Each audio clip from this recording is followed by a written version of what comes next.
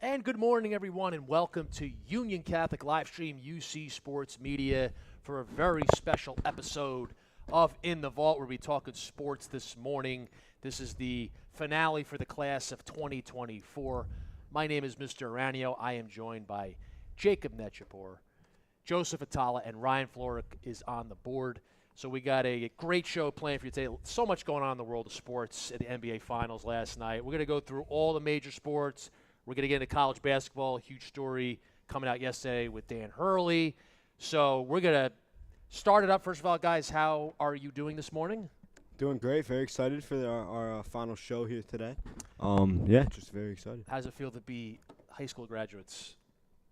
About the same. Yeah? If I'm being honest, yeah. I didn't expect to be back here. You're back already. Yeah. 8 days after graduation.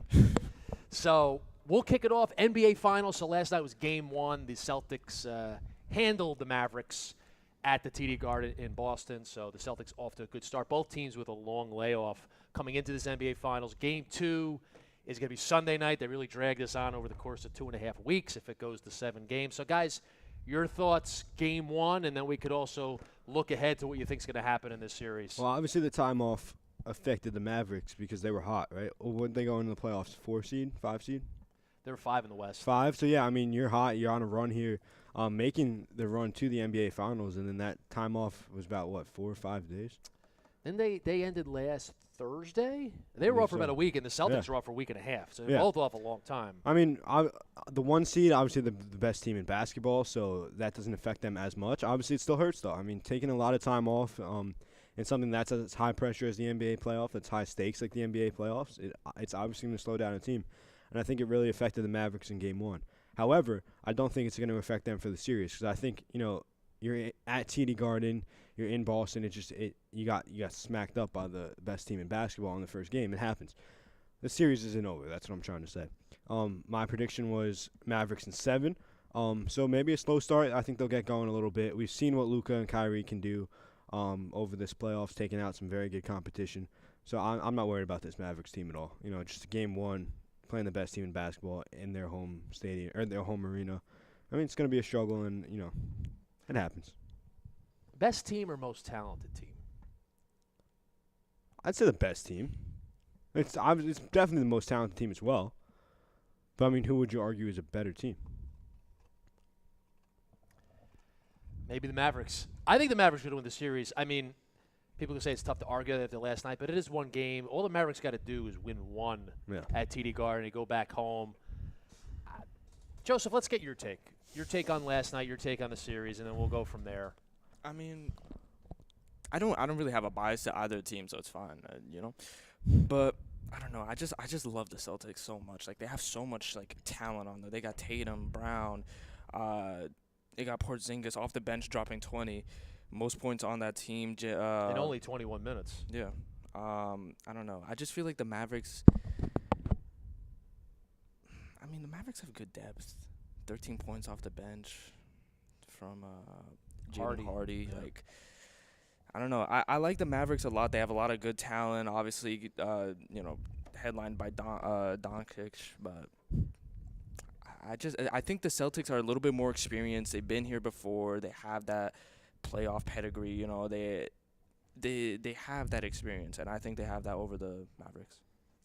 Well, Kyrie last night, he didn't have a good game. So if Kyrie plays to his potential, I think it's a different story. So right there for the Mavericks, I mean, they got handled last night. I mean, they were down 17 at the end of the first quarter. The game was basically over early. But from the Mavericks' perspective, again, Kyrie had 12 points, 37 minutes. I mean, he didn't have a good night, but you expect him to bounce back and play a lot better. I mean, it's one to me. Look, the Celtics asserted themselves last night, but I think Dallas with Irving and Luka, with that combination, I think this is going to be a series. I thought it beforehand, and I still think it's going to be a series, even after last night. And Kyrie and Luka have just gotten better. I mean, we all saw when that trade happened, and it was it was terrible. I mean, the two of them together, it looked like it wasn't going to work. They both, want the ball. And the Mavericks really, they missed out on the playoffs. What was that trade last year or the year before? Can't remember. was towards the middle of last Yeah. season. Mhm. So they fell apart from there. But they just keep getting better, and I don't think they've reached that peak yet. So honestly, I think this team, again, I think it's just going to get better as the series goes on. I still think they're going to take it. On the other hand, though, look at the Celtics. I mean, people have been talking about the Celtics throughout this playoffs, and they've kind of been disrespecting them because they're saying, they beat a Heat team that had no Jimmy Butler. They beat a Cavs team that isn't really a 4 seed. Do they play as good as Who a was 4 the seed should player play? out for the Cavs? I forget. They had a player out, too. Yeah, I And can't. then Halliburton got hurt for the Pacers. Right. The Pacers gave away game 1. Wasn't D mentioned it? Yeah, Donovan Mitchell might have been injured a little bit. Pacers, you I mean, in take that fairness, easily. Porzingis was Halliburton's out for most of the playoffs, so they got him back, which Yeah. makes them better for sure. But that could get a team going too. I mean, you're the 1 seed, and people keep talking about how you had an easy run to the finals. Maybe that's another thing that's helping them out a little bit too. But again, I still think the Mavericks make this a series at least, and I still have them winning it. If you just look at their records in the regular season, the Celtics won 64 games, the Mavericks won 50. But the Celtics were in the East. The West is a lot better. Yeah. And then the Mavericks, they got better as the season went on. So to me, they're not really a 50-win team. As you say, like they gelled more, particularly Kyrie and Luka, that 1-2 punch. So they're better. To me, they're better than a 50-win team. They're, let's say, 55-win team maybe. And then the Celtics are in the East. I think you got to take a few wins off. So let's say they're a 50. Let's take 5 wins off for them. Add 5 to the Mavericks. You're gonna say like trying to figure it out that Yeah. way, numerically. Like it's not really a 14-game gap between the two. To me, it's more like a 4 or 5 game gap. I agree, So I think yeah, it's yeah. deceptive. Like I don't think the Celtics are as good as their record says, 64-18. I just don't think they're that. And look, I know they won last night. I know they took care of business, but it's one game. Again, Kyrie's gonna get going. You talk about experience. I mean, Kyrie, he's got tons of experience. I mean, he hit the big shot in 2016 to lead the Cavaliers to the championship with LeBron. So, and then for Luka, like, is it his time to win a championship? Because, saying it's about the Celtics and about Tatum.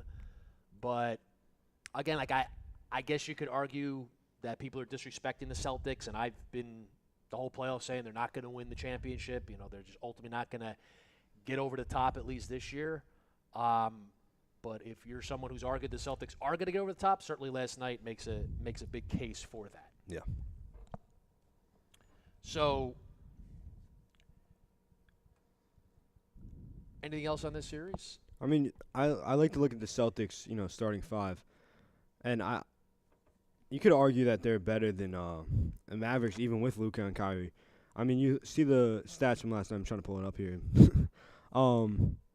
You got Tatum with 16, Horford with 10, and Horford's still starting games, and then Porzingis off the bench right after him. I mean, that's a great duo right there. Holiday dropping 12, Derek White with 15, Jaylen Brown with 22. It's just a well-rounded starting 5, and Yeah. it's going to be a starting 5 that gets you going. I mean, Tatum only had 16 points last night, so this team still won this game by 20 points almost, and you only have Tatum, your star player, dropping 16, with Porzingis dropping 20 off the bench. I feel like, Joe, it's every game you could see a different guy pop off for the Celtics, and you don't know who it's going to be. I mean, I think it's really just a matter of when the Mavericks are gonna wake up because I was watching that game. They just were not there. Like I remember like the most like shocking thing to me. It was like the Celtics were. I think it was first or second quarter. The Celtics went on like a 20-6 run. If you start slow versus the Celtics, you're screwed. Yeah. That's pretty much it. The Celtics take a lot of threes. They took 42 last night. So like they shot 38% from 3, which is pretty good. But they have one of those nights where they shoot 30% from 3 because they just keep chucking. Like they never back off from that. They just keep shooting threes. Yep. That's the way they do it. So like I think you're gonna have games like that. So if that's game 2, then I think the Mavericks have a good chance of winning game 2. So again, I know the Celtics are getting a lot of disrespect, but I don't look at it that way. I just think they got to prove it. Like they haven't proved it. They've coming up short. Last year against Miami, the year before they had 2 games to 1 lead against Golden State. They didn't close that out, so they've been knocking at the door. But there's something about them, and they haven't been tested in the playoffs. I agree. They just haven't. I mean, they played, like you said, Miami without Butler. They played Cleveland. Indiana should have won game 1. They just gave the game away. Then they lost Halliburton. They played an 8 seed. They played a 5 seed. They played a 6 seed. I'm going to be fair because I think Dallas is very good, but they're playing another 5 seed, so I guess if they win the championship, you're going to have people bringing that up. I'll probably bring it up too. Like, a championship's a championship. Yeah. But I don't think this thing is anywhere close to being over. And you know what? Sometimes if you lose the first game and you lose by a lot, so Dallas, again, they just got handled last night. Sometimes it can work out where it's actually better that happens. Instead of losing a real close game, say they lose a nail-biter, they lose in overtime like Indiana did in the first round of the ECF. The first game of the ECF. Like, that could actually be worse. Where if you get beat from the get-go. Again, they were down big early. It's like, all right, just turn the page, go to game 2. So maybe it's actually better for them that they had this type of game in game 1. Because, again, Kyrie's going to play better.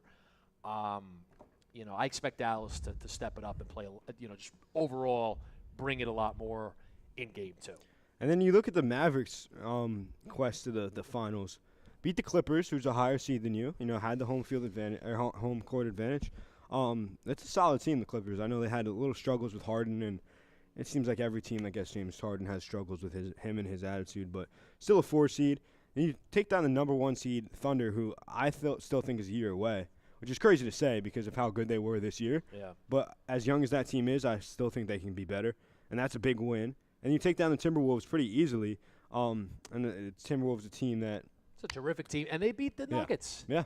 They went on the road game 7 and beat Denver. So, yeah, I mean, they've had a much tougher road. I think they've shown more. But, and again, try to be fair to the Celtics. But, I mean, here it is. Again, if they beat Dallas and say, look, you beat a legit opponent in the NBA Finals, and not going to be hypocritical at the end of this, they beat a 5 seed. No, Dallas is legit. They got 2 superstars there. So if you beat them, okay, you earned it. But, again, I'm going to say I don't think this thing is over. I had Dallas in 6. I'm going to stick with it. I just am. I think Dallas is going to bounce back, win game 2. And then they go home. That place is always rocking.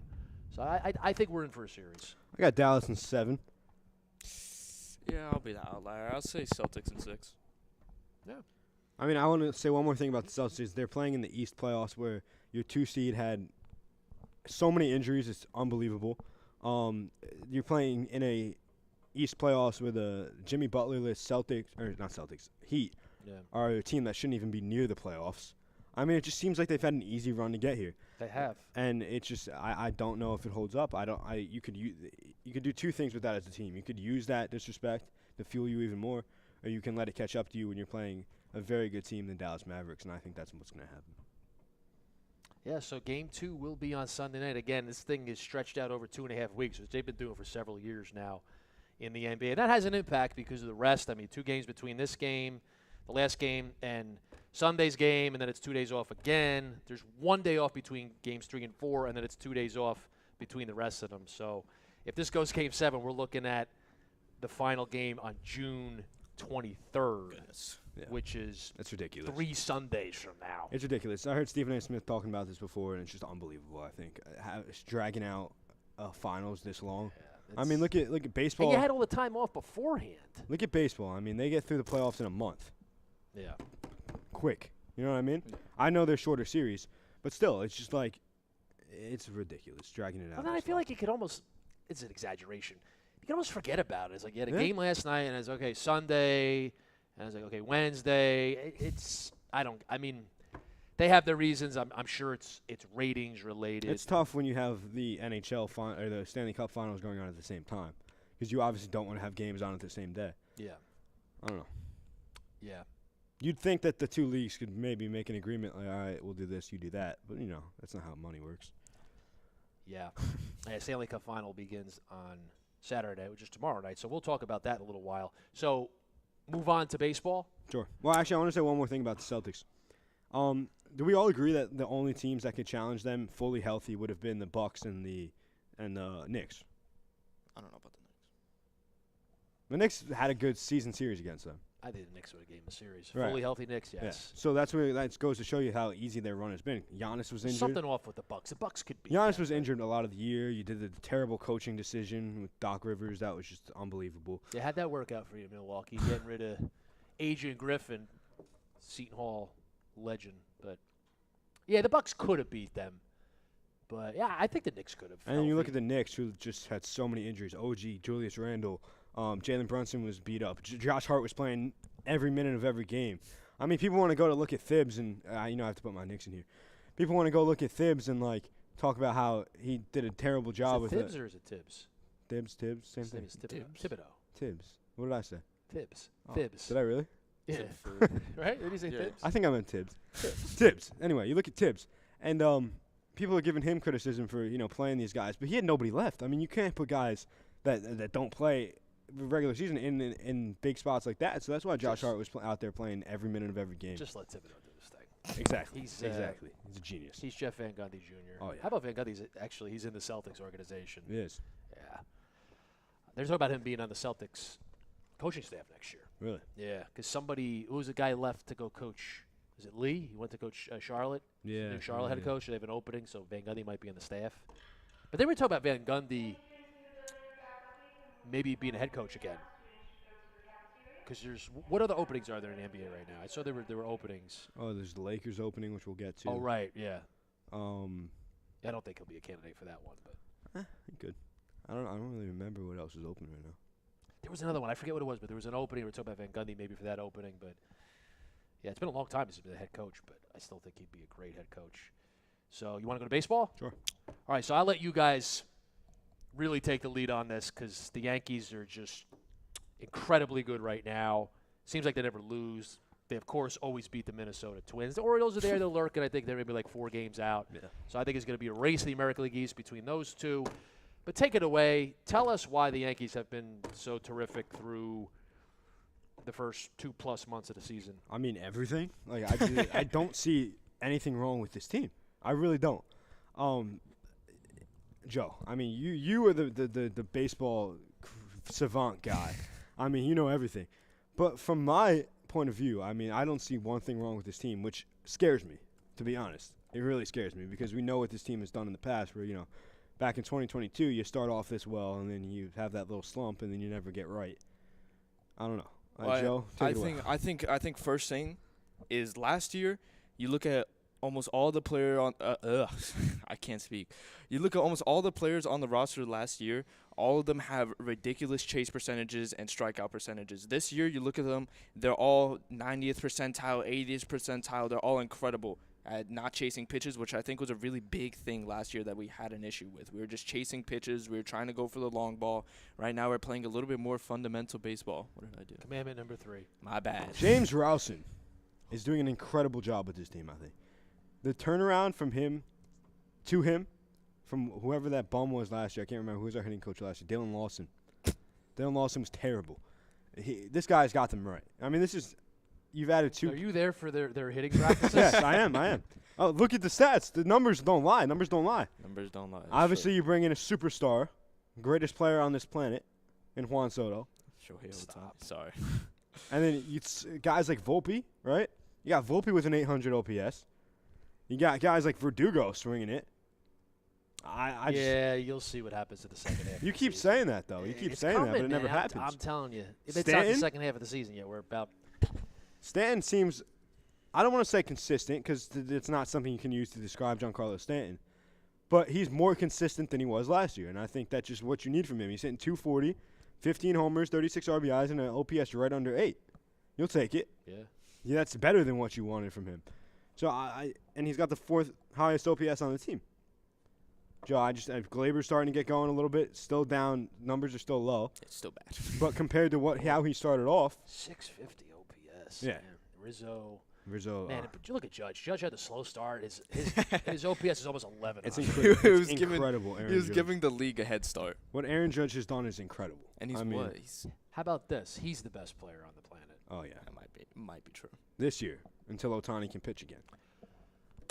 Just take Ohtani out of it because I feel like he's unique. all these playing, arguments, you both have sides. to take Ohtani out. Look, I mean, I just want to Judge. He started off so slowly. Leads the team in OPS. 2nd in average. 1st in home runs. 1st in RBIs. 2nd in runs. 54 RBI. Yes, 54. Juan Soto right behind him with 53. Jeez. It's crazy. This guy, end of May, he was hitting under 200, something like Yeah. that. Judge has I mean, these guys are like Mantle and Maris in 61. 3rd in hits. 1st in doubles. I mean, come on. What more do you ask? And he's played every game. He hasn't had a day off. It's true. Really? Yeah. He's great. That's not what you do. That coming off the injury and stuff like that, you don't expect to see him. And I like that too. Aaron Boone has seemed to let go a little bit. Aaron Boone has let go of the analytics, I think, a little bit. And that's probably a decision coming, maybe straight from Hal, maybe from Brian Cashman. I doubt it. But it seems like he's just kind of he's puts the same lineup out there every day. Every guy knows their spot. Volpe knows he's going to lead off. I mean, that top three is incredible. And Volpe, Soto, Judge. I mean, every day you know you're going to get that. I just like how he's keeping it all one. I think that was a huge problem last year. Every day you go out there is a different lineup. And there's just no way to get anything consistent going with that. And I like it. I like what he's doing right now. I really do. I know there's been a lot in the past about Boone not being the guy, but I think he's starting to really settle in here. I know it took a couple years, but I think this year he's finally shown what he can do as a manager. And I think he's ever hurt them. To me, he's always just in there. Yeah. He's good with the clubhouse. That's why he's there. He's always been there, but now it seems like he's. And to me, it was always directives coming from the front office, like do this, do that. You talk about it switching the lineups all the time. So something went on in the offseason in their organization. We're like, okay, we were 82 and 80. Yeah, we got to change some stuff. Clearly, that happened. Yeah. So it's paying off. How about that rotation too? I mean, we talked about it a couple of weeks ago, but it's gotten even better since then. And I think that's been the key piece to this team. Luis Gil, a guy that we thought was just going to take the spot until Garrett Cole returned, has a 1.82 ERA. And he's 8-1. And not only is he lead for a Rookie of the Year, he's lead for a Cy Young as well. Honestly, right now, if the All-Star ballot came out the other day, if it's it was up to me, he's starting the All-Star game. Are you one of those fans who votes 25 times? No, I vote once. And I already did my votes. Actually, we should have done that. I did that one time. We could show ours. We could show ours. We could do that. I did that one time for Dustin Pedroia. I voted 25 I respect times. that. He deserves it. He deserves it.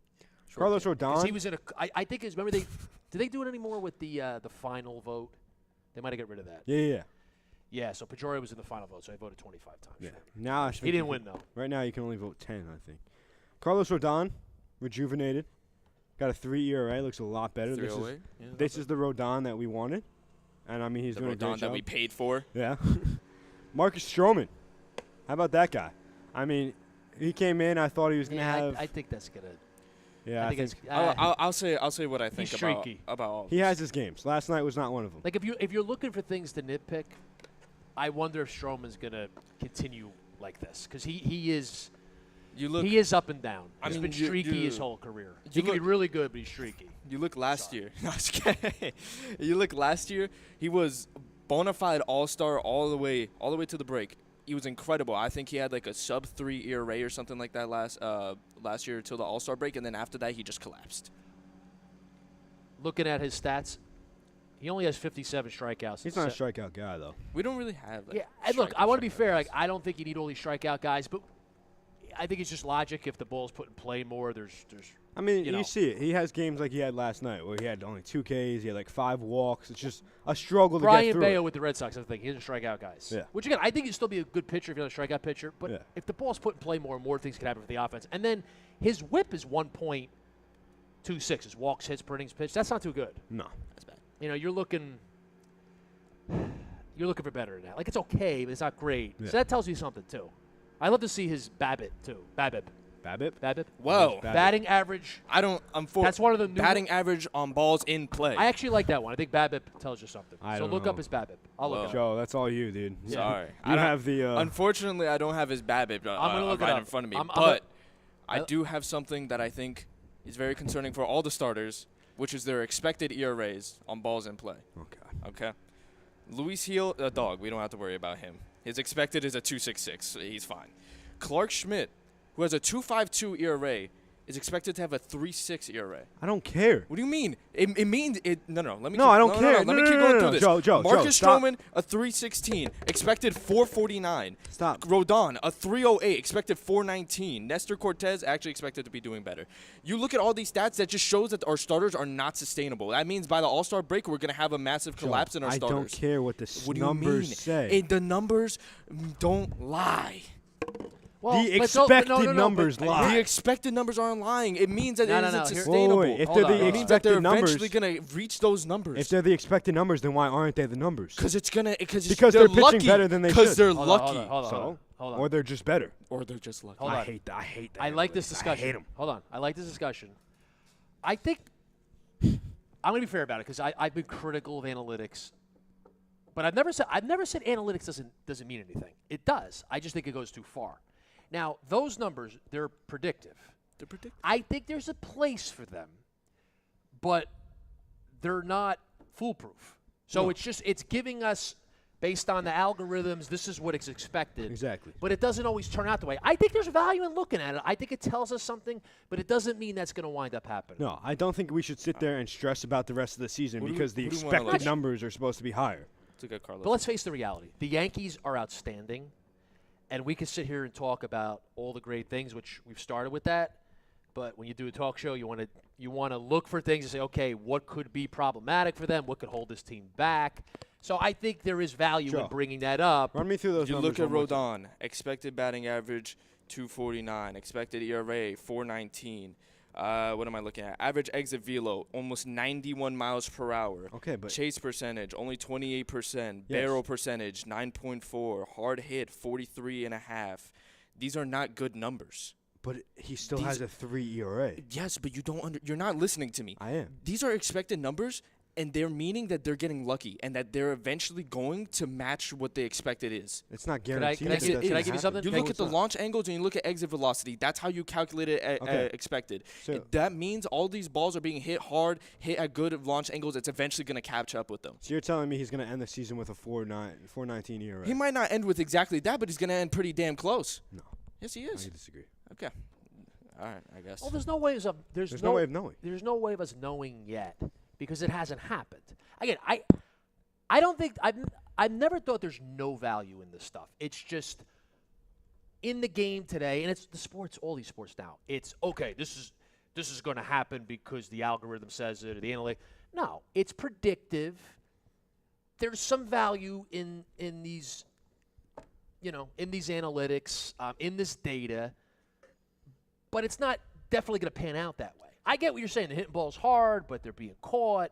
So eventually it's gonna even out. It's a good chance it does. But it doesn't mean whatever you say, like, oh, he's got a 3 ERA, but this is going to have a 4.5 ERA. Well, maybe he's going to have a 3.75 ERA. But you're telling me all these guys are going to have a sub-5 ERA by the end of the year? No, it's Sub it's all, 5? That's Sub-5 or all sub these 4? guys You are mean at sub 4? No. All these guys are at sub-5. Well, they'll be sub 5. You're telling me all these guys, Marcus Stroman is going to have a sub-5. Yeah. I'm sorry, Yeah. not sub Five. 5. Sub Sub- 3.5. I was Okay. misspoken. All right. Sub 3.5 by the end of the year. You're No, telling me these not guys. by the end of the year. But I'm not going to sit here and say he's going to have a 4.9. Well, run me through the expected ERAs one more time. 2.66 for Luis. Well, we don't really care. Schmidt has a 3.6. Stroman a 4.49. Rodon a 4.19. Okay. I could see that. But again, you'll take one of them maybe having a 4.5. You'll take that. But you're going to take two of them. 4.9. What about Nestor Cortez? He's actually expected to be doing better. Okay. Really? Okay. So you'll take that. I mean, obviously, you're not going to want to see. You're not. Yeah, then you're going to get Garrett Cole back. and Exactly. He's gonna I'll have be realistic here, and I'm 2 not going to ERA. expect to see Luis Gil have a under 2 ERA and Rodon have a just over 3. I'm not expecting that, but I'm not expecting to see them all blow up like this. I mean, he's got a 3 ERA through how many starts? Through 13 starts. He's going to have about how many? How many did they get? About 30? A little under 30? Yeah, if they make every start 32. Yeah. 33. So I don't think he's going to blow up Well, where he ends up with a 4 ERA. That's how a whole nother run. How about this? Let me give you some stats, and then we'll get away from the stats because you don't want to give too many of them on a show. But let me give you these, though. Marcus Stroman. His BABIP this year is 2.52. So that's low. For a career, his BABIP is 2.97, so significantly lower. His on-base percentage, the opponent's on-base percentage is 317 this year, 308 career, so it's higher. His slugging, 406 this year, is higher than his career average of 378. His OPS this year, 723, is higher than career 686, and then his Ks per nine is lower than he is for his career, and then his walks per nine is higher than he's been. He's for been his up career. and down. But you just look at that the BABIP. I'm gonna keep saying BABIP. 252, career 297. So to me, that does tell you something. To me, that tells you that there's been fortune involved. You want to say luck, whichever word you want to use. But Marcus Stroman, to me, he's not going to finish the year with a 3.16 ERA. I feel very confident saying that. Is he going to have a 4.5 like the expected ERA is saying? I don't know, but I think he'll probably be around 4. He'll probably get up to around 4 and maybe even higher. So again, I think there's value in those predictive analytics, but they're not gold, they're not foolproof. They're predictive. Yeah. Here's what I think. I think if you're singling out one guy to blow up, so to speak, it's Marcus Stroman. Yeah, that sounds about right. And I there's one other conversation I want to have with this rotation, and it's the fact that, Joe, going into the playoffs, right? Because as it looks right now, the Yankees are going to be in the playoffs, whether it's as a division champ or unless something goes terribly wrong. Please pray for Juan Soto. I think he's fine, but he was taken out of last night's game. But still, if you're going into a playoff series, Cole obviously gets game 1. Where do you go after that? I don't know if they're still gonna what's it called? Because I know the original game plan before Heel decided to be the greatest of all time. It was righty, lefty, righty, lefty, righty, right? What? It would have been Cole, Rodon, probably Stroman, Nestor, and then Heel. Yeah, but also the other And plan Clark was should be back. Well, in the postseason you're gonna 4 starters. Yeah, that's true. Sorry. but the other plan was to just after Cole was back, they were just gonna send Heel back to the bullpen because he was coming off of Tommy John. That absolutely cannot happen. Yeah, but that obviously that was before we knew he was gonna have a 1.8 ERA. Come So on. Schmidt's out right now. Schmidt's out for about 3 to 5 more weeks. Goodness. Okay. So, they asked Aaron Boone what they were going to do when Cole returned, and his response was sometimes things just work themselves out. And then the next day, Clark Schmidt went on the IL. So he obviously knew something was coming. But go ahead. Carlos Rodon, BABIP, 250 this year, career 294. There's going to be a regression to the mean. There is. I'm with you. That can't keep going. Yeah. There's fortune involved there. He's pitching well, but I think there's going to be involved. aggression, but There's guys who are the opposite, too, where Right. their BABIP is high, and then it's going to come down and balance out. my thing with the analytics is I hate when people live by them. It's like, we're not going to be able to win a playoff series because I'm not saying you are. I'm just saying there's people out there that do. They say you go on these TikTok or Instagram comments, they're like, Marcus Stroman's BABIP is 290. He's not going to be able to win a playoff game. You don't know that. That's what I can't stand with the analytics. Joe, you're not like that. Don't worry. Oh, thank you. Yeah. But this is a good conversation, though, because I think there needs to be a balance between the analytics and the eye test, the old school, whatever you want to say. It shouldn't be extreme one way or the other. The people who just want to dismiss analytics, I don't agree with them. I think data is useful. I think the analytics and the algorithms are useful, but they got to be kept in check, and they're part of the process of evaluating players and teams. But there's other things involved as well. So, how about we get into Major League Baseball a bit? One more thing about those Yankees. Joe, just to finish off that conversation, if you're Aaron Boone, who starts game 2 of a playoff series? Assuming Clark Schmidt's in the bullpen. I'm going to say this right now. Assuming playoff starts right now, these standings, I'll say game 2. Well, you can have Schmidt in there too, because Schmidt has a strained labrum, so he's going to be on an innings count, so I think it makes it easy. He's going to be in the bullpen. To throw him back in the long relief. The question, spot. who else is going to be left out of the rotation? Another one of these guys is going to be left out. Why's that?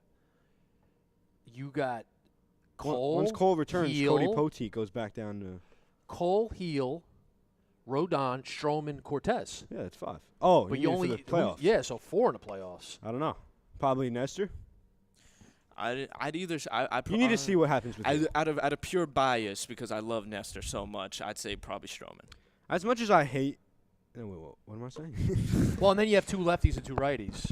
Yeah, no, that's what I was saying. As much as I hate to say it, Luis Gil's been incredible, but he's a rookie. It's going to slow down at some point. The league's going to catch up. Now, it doesn't always happen, so maybe not, but most of the time it does happen. Well, he's not. I don't think he's going to pitch to a 1.82 ERA No. for the whole year. Nah. But what he's doing is crazy. I mean, The- look. Again, those strikeouts, they do matter.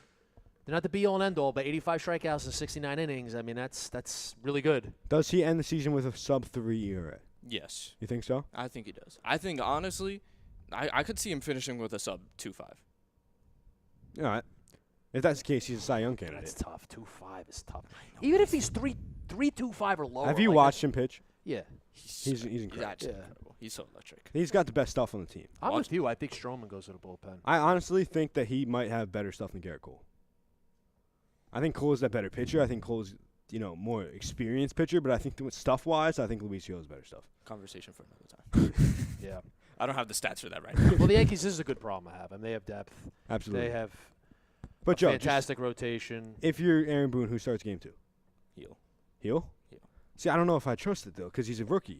In the first round of the Actually, playoffs, you I know- go Rodon. Rodon, Right, yeah. Because actually. a lefty at Yankee. I didn't even think Obviously, about that for Cole, lefty at Yankee Stadium. Right. Well, let's say they win the division. Right. Yeah, and they're home. Their we're- home games we're 1 winning and 2. Yeah. I think you go Cole, Rodon, maybe Heel, then Nestor. Stroman's in the bullpen. Yeah, I could see that. Or maybe you want a fifth starter. I mean, you're not going to do it, but maybe you do. I mean, there's talk about them when Schmidt was healthy going to a six-man rotation once Cole You're returned. not getting 5 stars in the playoffs. No, maybe not. But there was a conversation about them with Sometimes you even go 3. Like if you're down 2 games to 1 and Cole comes back on 3 days rest. But you say 4. It's 4. Schmidt. I mean, when he was healthy, we were talking about having a six-man rotation when Cole returned. It's true. Because there's no guy. Schmidt was having an incredible season too. So there's no guy that you want to see push to the bullpen. Obviously, that's not going to happen now because with the labrum issue, he's going to go right to the bullpen, which is good. I mean, Clark Schmidt has excelled in the long relief role. in Are the heel past. splits even between home and road? I believe so. They say like if he's much You better, know who if splits he's are much not. better at Yankee Stadium. Oh, no, don't Nestor say Cortez splits are not even. That's going to be a problem. Better? He's like a 1 ERA at home and like an 8 ERA on the road. It's It's bad. incredible. That's going to be an issue come playoff time. Maybe he goes game 2.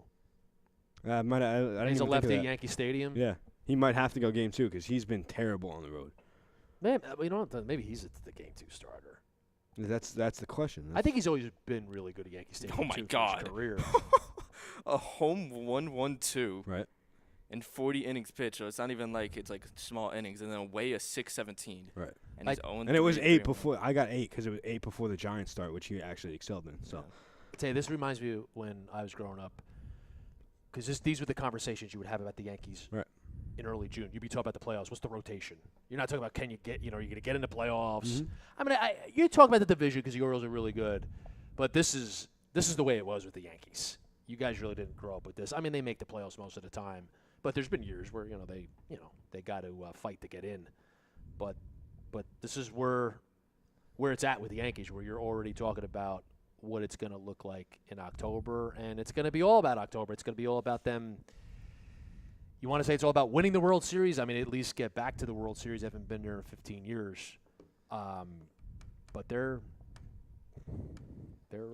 all I want in my life is a Yankees-Phillies World Series. Please. well, you might get it. Citizens Bank and Yankee Stadium in the playoffs, incredible. I'm in Citizens Bank Park. 15 years ago, Oh my God. you were 3. That would be an incredible. I remember every pitch. I remember every pitch. That would be incredible. That was rough. My God. Yeah, that was Joe, rough. could you imagine? I might have to sneak into a game. I didn't just admit to a crime, by the way. How would you sneak into Yankee Stadium? I'll Take us figure through it that. I'll figure it out. There's no way. I'll figure it I'm out. going to Citizens Bank Park, man. Yeah, that place. I want to go to one in both. I'm going to go to one in both. Yeah. I just want to go to a playoff game at Citizens Bank Park. I don't care who's playing. Might I have just to want sit to in wanted experience to. that. I just want to experience that. Yeah. I mean, that's incredible. They both got the same Yankees, record. Phillies Probably go deaf. in Philly, July 29, 30, 31. I looked that up. I I'm want pretty to sure I want to take my niece to Citizens Bank Park. So I looked up when the Yankees were there. That would be cool. I'm really loving this new schedule, playing everybody. I really enjoy that. I like that. I guess I do. I enjoy it. guess. I don't enjoy less division games, especially in the AL East. Well, I'm torn on that because as a Red Sox Yeah, fan, you should like that. I like that they're playing a division less, particularly Especially that since the they Yankees played. and the Orioles. But you know what though? I miss Red Sox Yankees. I know it's only the second year. I know it's not a competitive advantage. I want them playing 19 times. I want them playing 80 times. I just Red Sox Yankees is the best. Yeah. Red Sox Orioles I don't really care too much about. Red Sox Yankees is the best rivalry arguably in sports. Definitely in baseball. Yeah. So I'm torn on the schedule. Like it's cool to play all the teams, but I love the divisional play. I love the Dodgers coming into town in Yankee Stadium, and that's gonna be awesome. It's It's gonna game one. Game one. It's not the When playoffs. you get but those matchups, Yeah. it's worth it. But then there's matchups. I mean, Yankees and Braves coming into town. Yankees and Or are they going to Truist? I don't remember, but still playing them. Yankees That's and good. Marlins. I mean, it's Wow, fun what for a the matchup. fans. It's fun. It's fun for the fans in Miami if the Yeah. games are in Miami. But if the Marlins are coming to Yankee Stadium, like who cares? Yeah. Wait, That's a you're- good. The schedule debate's a good debate, though. Wait, Mr. Rainier, you're telling me you're not excited about the 21 and 41 Marlins coming to the Hey, they've Yankee heated up. Stadium? They started off like 3-21. Oh yeah, There you go. The Marlins did beat the Yankees in the 03 World Series. it's a sign. Joe, can we go through our All-Star predictions? Oh my. Because we could have a great We argument. had a about little this. argument the about All-Star game. Oh. What do you mean? All-Star game is fun. I gotta find it in your. It meant more when messages. the home field advantage was on the line. This is true. I'm glad they got rid of that. I don't think it's a good way to determine home field advantage, but it was more exciting. What is this? Because of the All-Star game, the All-Star game meant a lot more when there was no interleague play, which was a while back. Interleague play began in 97. Should we go through ours or should we fill one out on here? We could.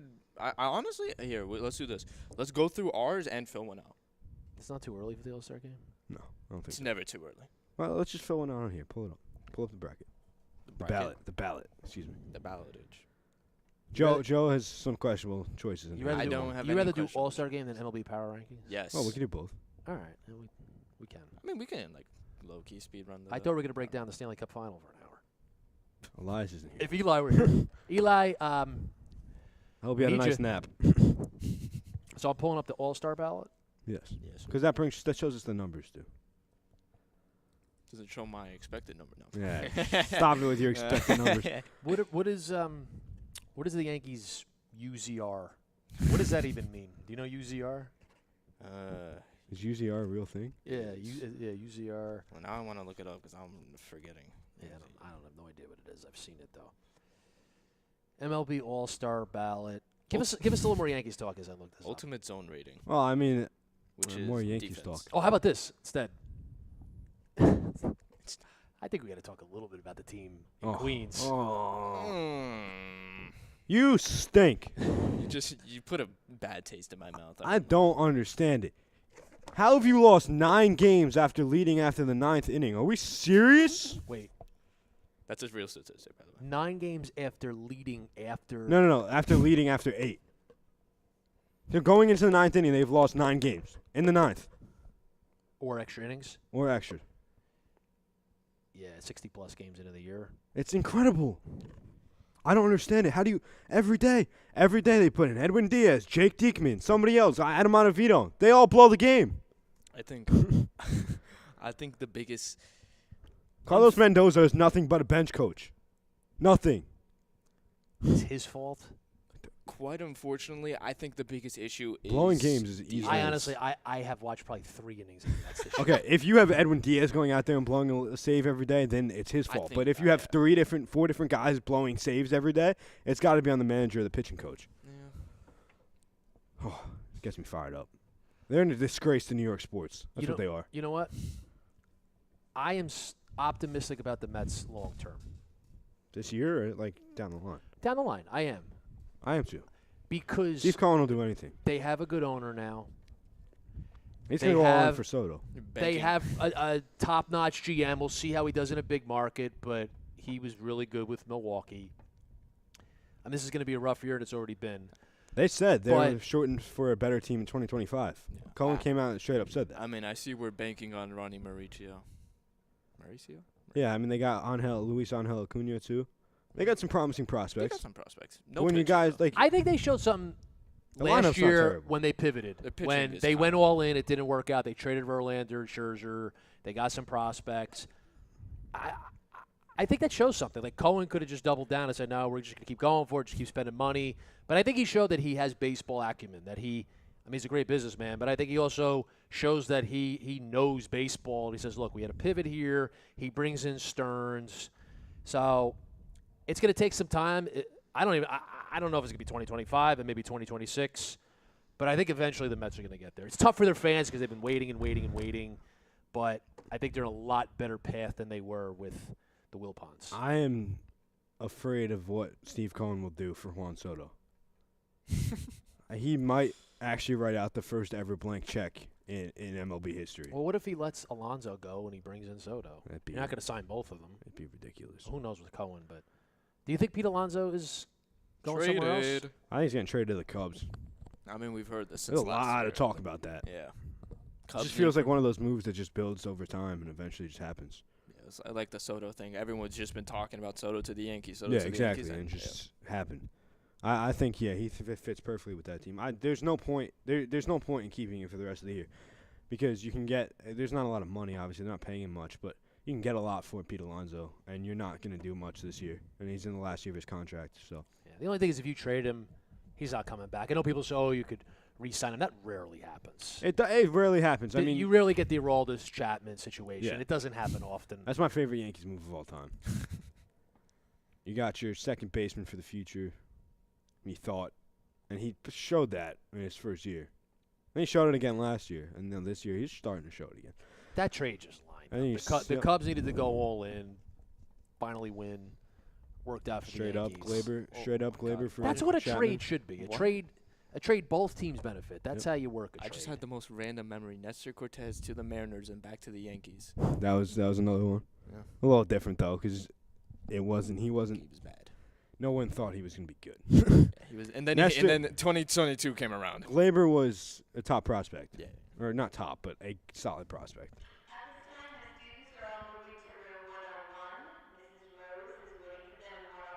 All right, let's take a look at this. Glorious All-Star ballot.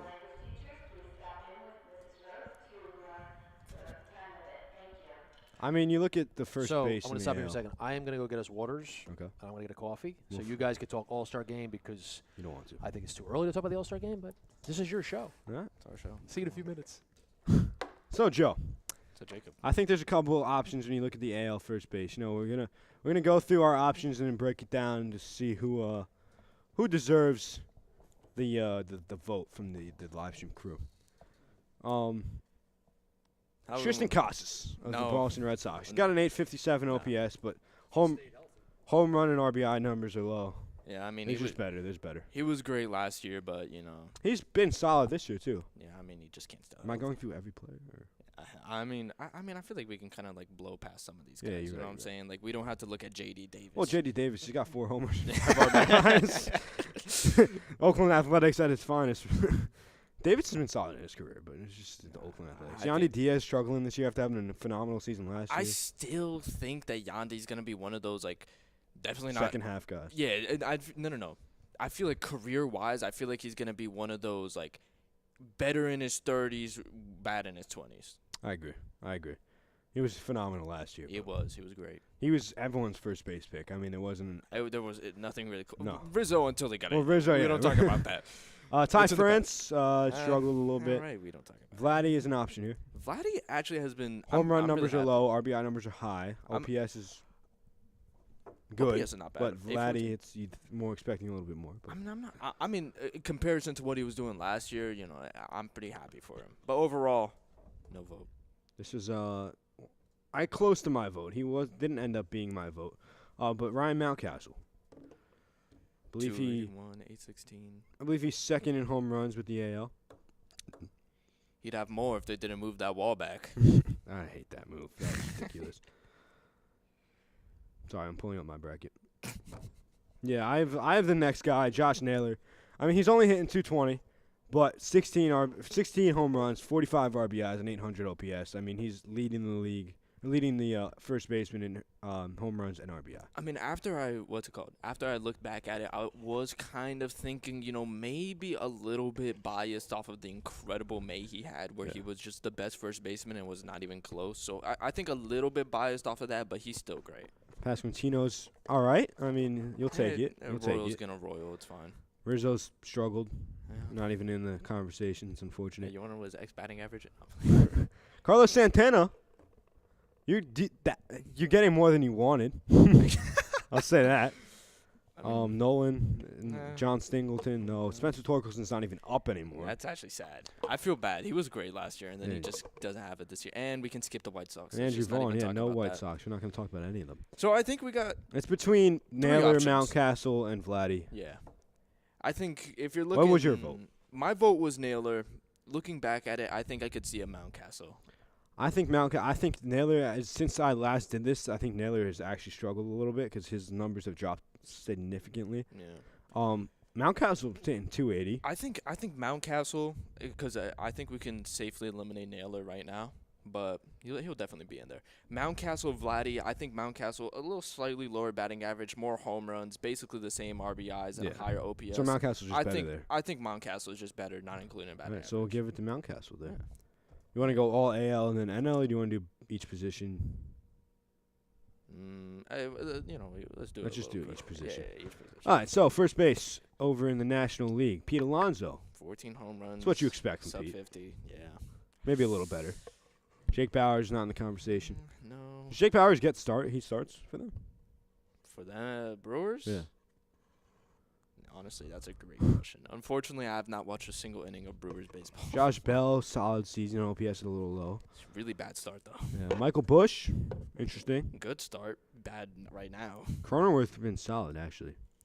You know, Yeah, my he's still nickname chance. for him when I play MLB The Show is Cronin Worthless because he's terrible in the game. But Sounds about right. he's actually been pretty solid here. The longest last name in the MLB. Christian Encarnacion Strand, Oh, yeah. been terrible. Freddie Freeman, he's going to do Freeman stuff. Just Mm. not what you normally see from him. The home run numbers are a little low. Just ignore Gallo. Ignore Jesus Christ. Goldschmidt. Goldschmidt's been bad. Bryce Harper, this is another option. I think it's really between Harper and why am I What's blanking? There's actually a couple options in the NL, I won't lie. Freeman, Harper. We'll just go through our options. I mean, Connor Joe, Hey, maybe. man. Low key. Olsen's been off to a bad start, but he's gotten going a little bit. I think it's between Walker. Lamonte Wade Jr. for the no, Giants. He's only got 2 homers, Joe. Yeah, that's fair. He doesn't have enough time. And he's hitting 333, which is a number that you see early on in seasons. He hasn't gotten Yeah, many you at bats. know, I don't blame you. I don't blame you. It's between Walker, Harper, and Freeman. I went with Bryce Harper. I know his batting average is significantly lower than the other two, but it's Bryce Harper. Higher OPS, more homers, more RBIs than Freeman. And, I mean, I know defense isn't something that you look into really much with the All-Star game, but he's an outfielder. He's playing first base really well. So I like to give him props for that. He's my vote. Something we agreed with on our votes. So Second actually, base- no, because Wait, what? for whatever the reason, I had Christian Walker. That might have been a mistake, though, because I definitely didn't pick Christian Walker. That's disgusting. Unless, I'm yeah, no, joking. I definitely didn't. I don't know why I did that. Second base, Altuve. Let's just go through the options from All here right, on. fine. I think Altuve is an option. Tuve. Willie Castro's a dog in MLB show. God, Whoa, Christian. who is this guy in the Royals? Massey? Michael Massey, yeah. Oh, low-key. That's an option right there. And Simeon. Glaber. I think it's really not an option. I don't even think it's a conversation here. What, did you actually, like, unironically say Glaber Torres? No, I mean, like, Glaber's been bad. I'm saying I think it's literally Simeon, and that's the only option. Yeah, honestly, that sounds about right. His OPS is low, but compared to the rest of the second baseman, it's just He plays everything, though. over in the NL side. Nolan Gorman. Solid, very good player. Probably Average power hitter. one of the few bright spots on that Cardinals team. I was going to say the Rockies. You look at a Rise hitting 335.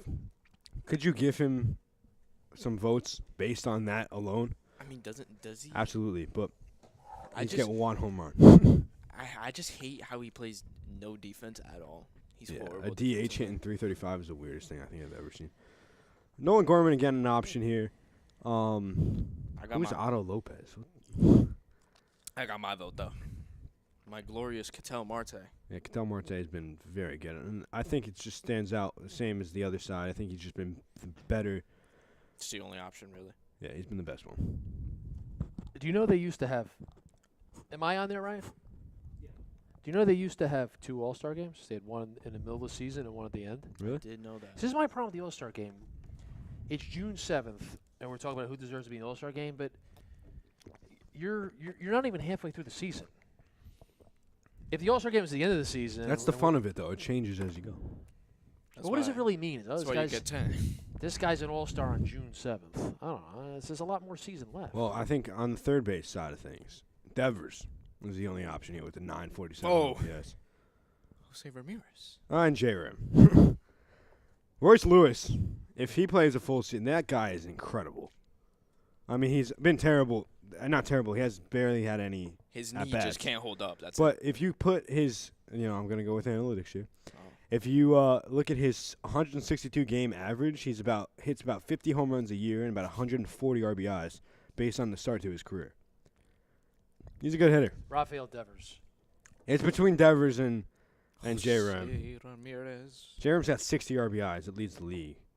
But Yeah, his- Devers' OPS is 947. Yeah, his OPS is significantly lower. I think you have to go with Rafael Devers here. You one of the best. I mean, the hitters. RBI disparity, but RBI is affected by your team. And Yeah, the Guardians exactly. are great. Yeah, they're a lot better than the Red Sox. I mean, he does have double the RBIs, but a 947 OPS. I mean, especially the bounce back from last year where he struggled a little bit. Third base side for the National League, Alec Boehm.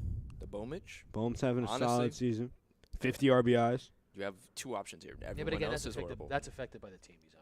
I And sound like a real analytics person. Yeah, you really do. And But Ryan. you know what? It's true though. It is very It's true. true. It's the Phillies. And Joe, this is why I chose Ryan McMahon, which is an argument that we had. It's because, yes, he has Alec Boehm has 50 RBIs, Stop. but he's on the Phillies. I gotta pull out the Ryan McMahon is doing this with the Rockies. 273 average, 34 RBIs, and an 809 OPS. Coors Field. Of course. So you're going giving it to. It's okay. Let me pull it out. Coors Field. He has an 809 OPS, but he plays at Coors Field. So So you're giving it to the guy who's on the best offense in baseball. I mean, we're looking at this 1 point lower OPS. This is a little outdated, possibly, but who knows? 1 point lower OPS, a higher slugging, slightly lower on base, higher batting average, 2 stolen bases. You got to note that. there's a tiebreaker. And here's the thing. This is something. It's a little. It's not. It's starting to like come up a little bit more. And OPS like plus. yeah, OPS plus. So you got to use that when you're talking about guys who go to Coors, You're right. and he's got a higher OPS. So plus. Boehm. The Bomich. I'm just gonna say that I never heard of Ryan McMahon. So. I didn't hear of him until. But just look at the stats. No relation to Vince. Sorry. Boom. Hope he Coors doesn't. Field is a factor. All right. I know you could hold it against somebody too much, but there's plenty of examples throughout Larry Walker. the years. This is the one that got. Trevor Story's a big example. This is the one that got me fired up with Joe. Oh. Bobby Witt Jr. versus Gunnar Henderson. I don't think there's another guy in this conversation except maybe Anthony Volpe. Stop. Okay. But he's We're third. gonna ignore He- that he's one. not gonna. Stop. He's even not an close. option. He's having a good year. But It's all Bobby. I'm Bobby saying if all day. if you had to go to a third option, it'd be Volpe. I guess. But Or, I mean, or Seager's Seager, been or heating Seager. up. Yeah. Like, come on. But it's it's Henderson versus. It's gotta be Bobby Bobby. Witt. Gunnar. It's not even close between these two No, guys. it's it gotta really be isn't. Bobby. I agree. I think it's Gunnar all the way. No. But I you know, just- he I Joe's gonna go to personally his stolen disagree. bases. Based on what? I mean, look at this. Yeah. Gunnar has more green. No, it's just not true. He has Higher on 19 home runs. base. Witt has 11. I mean, this is a little outdated. Here, you know, let's pull it up. Let's go to my baseball reference. No, it's got to be Gunnar Henderson. He's got No, a it he's can't got a be. higher OPS. Bobby plays better defense. I don't care about defense. All right. No one looks at defense when it comes to the. It's kind of true. Yeah, that's true. All-Star Actually, game. you're right. It should factor in, but it really never does. It doesn't. People just look I'm at not saying it stats. shouldn't, but Honestly, I'm just looking at stats. Nobody really looks at defense, anyways. Let's be real here. I it's mean, got to be Gunnar. You know what's one thing? You It's know the same what? thing, You actually. know what, though? I know this stat is not used much anymore. It's not valued as much anymore, but I still think batting average matters. 317 versus 265. Witt's average is 50 points higher. But Henderson, see, OPS to me is the big measurement for an offensive player. Although it's like 20 points higher. it's not a huge disparity. It's 20 points. You can make a case for Witt. I go Gunnar Henderson. I go like ahead. Bobby's game more. That's And I just think me. Gunnar defensively has been incredible. Bobby's been better, but we don't talk about I'm that. just gonna hit Gunnar Henderson, Joe. All right. Other side, Mookie. That's really about it. Yeah, I don't think you really have another option here. Ellie's heating up, but he's not good enough. Isn't that amazing? We're talking about Mookie Betts as a He's an all-star shortstop. shortstop. Yep. Mason Oh, Wynn. wait. The best player on the planet Yeah. is Mookie Betts. The Why best is that? baseball player is Mookie Betts. Yeah. He is. No disrespect to Judge. Judge is unreal. That's a good debate, though. It is. But Mookie Betts, he does everything. Yeah, he does. He But can then Judge play plays center all over the field. place. Judge at that size playing center field. I mean, I feel like the craziest part is that everyone, especially during spring training, was talking about, oh, how's Mookie going to play shortstop? He's playing shortstop. Could you imagine the Red Sox traded him? I mean, I know, it's crazy. I'm laughing about it now. It's how many years later? 4.5. You traded him? You didn't do everything you can to keep that guy? It's ridiculous. Oh, my goodness. All right, catcher. I think it's really between Salvador Perez and Adley Rushman. Perez, though, as a catcher, hitting Perez three. is still going, huh? He's hitting 300. What's he, 41 years old? 42? He's hitting 309, 10 homers, 41 RBIs, and 890 OPS. He's having a really good year. It's him.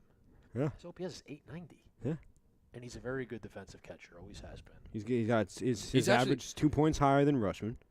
Got same amount of RBIs. I mean, obviously, you know, Salvi Perez, man. obviously All-Star ballot, we kind of talked about this, defense doesn't really matter. But he has When his it comes to biggest catchers, issue- I think it does. his Because big- Trevino was an All-Star. What was that? 2 years ago or last year? It was Sure. It was 2 years ago. Trevino was an All-Star, basically based off the defense.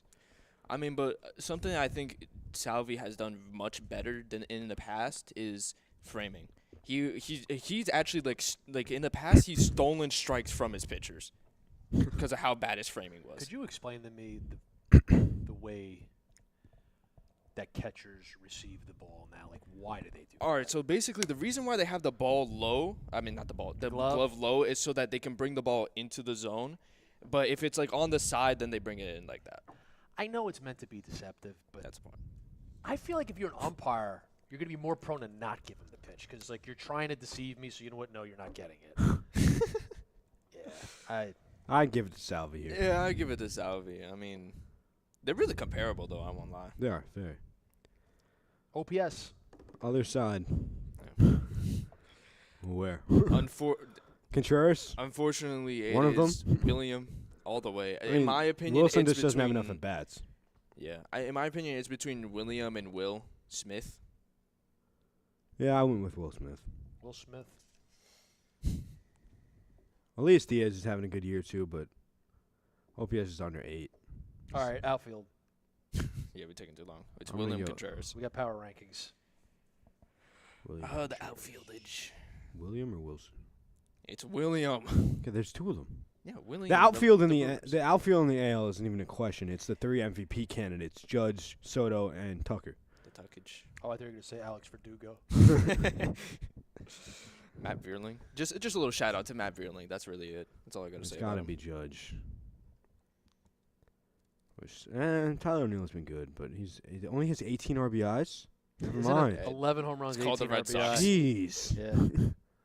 He was out for a couple of weeks. I mean, I do want to mention this. Stephen Kwan, if he didn't get injured, would definitely. He'd probably take. Look a at start. Trout, 10 homers, 14 RBIs. Kyle Tucker. I mean, he's Yeah. in. Yeah, no, so that's what we You said. said Tucker. Okay. Yeah, he's a Tucker, Soto, and Judge. They're 3 MVP candidates don't in think the you AL. can We really got to go talk any about other when way. we get to the teams. We have to dissect the Astros. What's going on there? Ugh, so sad. On the other side, Murph will get him going shout out Murph. every show. It's not an in the vault without a shout out. I'm to going to Sox Astros in August at Fenway. Murph. Are you? Yeah, Wow. it's gonna be fun. It's gonna be a blowout. Sorry, In which direction? not for the Red Sox. You think the Astros are gonna? I think. I think the I don't think the Astros are that. The bad. Astros are getting going. I think the Astros by then will have gotten back in the mix. Yeah, probably. All right, Jerkson Profar is the highest batting or second highest batting average in the league. He's got an 8 or 900 OPS. I think he's got to be an All-Star. Unfortunately, yes. I hate it, but yeah. Elliot Ramos doesn't have enough at bats, but just shout out to him. 304. I have never heard. of Honestly, Me neither. That's why I'm shouting him out. at this point, shout out to the whole Giants roster. Not enough at bats, but they'd probably be there. Could Tatis be an All-Star? Oh, Carl Yastrzemski. He Oh, could. wait, no, Mike Yastrzemski. Tatis has actually picked it up a little bit. How about Christian Yelich? Yelich a dog. 905 OPS. Does he get an All-Star vote? I What think happened to his power? It's Uh, gone. he's old. He doesn't have that old man strength though. Jacob Young. Don't know who that is. Some random Do they guy still that have he- the rule that you have the one player from each team? Yes. Yes, unfortunately. I kind of like that. I think I every team like should it be too. I like represented. it Yeah, but then you have guys like Gregory. I'm gonna keep using Gregory Soto as my example. He has Who's going to be from the White Sox? Tommy Pham probably. Honestly, Tommy Probably Pham. Tommy Pham, yeah. Do pitchers count? Garrett Crochet. Yeah, then that'd be It's it. gonna be Garrett Crochet. Absolutely. I would love to see a Tommy Pham All-Star game though. Let's see. What do we? Let's see. I'm trying to figure out the. Are we almost done with this? Yes. No. Yes, we are. We are. We have DH. We're at and then we're DH. done. Oh, my goodness. Let's go to Oh, this- Tatis, For a game that and we'll go to Yelich. doesn't count. But it's fun. They should bring back the second All-Star game. There's a great conversation me and Joe are about to have here Mm. about the DH and the. This one's comparable. Hey, I picked Jordan Alvarez I picked. because he's got a 900 OPS or close to it, an 842 OPS, and he picked Brent Right. Rooker. Oakland Athletics legend. All right. Come on, What do you mean? Come on. it's Jordan Alvarez. Brent actually plays the outfield. It's Jordan Alvarez. All right, buddy. All right, let's go through this. Wait, 842. Oh, he's got an 898. No, I'm going Rooker. Yes. He's having a better year. See? Come on. He's not gonna You keep can't that up. count prior Let's go through years. this. Let's go It's through just this year. He's not gonna keep that up. Well, we're going as of now. 0.1 higher WAR, Jacob. Oh God. I hate these. What about analytics. Big G? Stupid analytics. And somehow Big G would be third in my. I don't know about I tell you, that. Big G goes on a hot streak. He's in the conversation. Who's in? Yeah, actually, if he gets can that we- average up a little bit. Can we just talk about how somehow Brent Rooker has more RBIs than Jordan Alvarez? Oh. 39 to 28. I thought that said 38. That changes everything. That does. The Oakland Athletics. I don't even think it's close right now. It's definitely Brett Rooker. Come on. I thought it said. I thought Rooker had 28 RBIs as that's well. crazy. OPS Same plus OPS. 160 to I- 141. that changes. That changes Over. things. That changes things. I didn't realize the RBI count. Get What out are of their my face. Babbitts? No, I we're can't not say doing it. bad, babe. On the other side, Jock Peterson's an option, but it's got to be Shohei Ohtani. Unfortunately, there never was an option. All right, there we go. There's our picks. Wow. It's really great. Power rankings. Where is the All-Star game this year? Texas. Arlington. Texas. I don't like that ballpark. Yeah, it's too big. It looks like it's like I hate it. I don't know why they Hate when I try to load an MLB They show got and rid it of gives me that the old damn the old ballpark. park was. I don't even understand why they needed a park. They didn't. Well, no, I take it back. They wanted a roof. I take it back. That was the reason. That was the reason. That's valid. That was the reason. But the old park was a lot better. We could have put a roof on that. I don't know. You understand how much money it costs to put a roof on something? Well, you think it costs more than building a whole new I'm stadium? sorry, Jacob. There's definitely some very smart accountants who are angry at you. Accountants? Yes, they definitely did all the math that we are not doing. Well, Jacob, you have an expertise in roofing, correct? You're right. I do. I'm a roof expert. Raise the roof. Okay. You want to do power rankings, Major League Baseball? How far are we going with these power rankings? That's a real question. I mean, 1, 2, 3 is not a question. Uh, Well, the Dodgers. I guess 3 is an option. 1, 2 or not is not a conversation. I put the Phillies. Well, we're looking at ESPN. ESPN is the Yankees 1. I'll put the Phillies 1 just because I want to. No. Okay. I guess. No, that's how you know he knows that the Yankees are 1.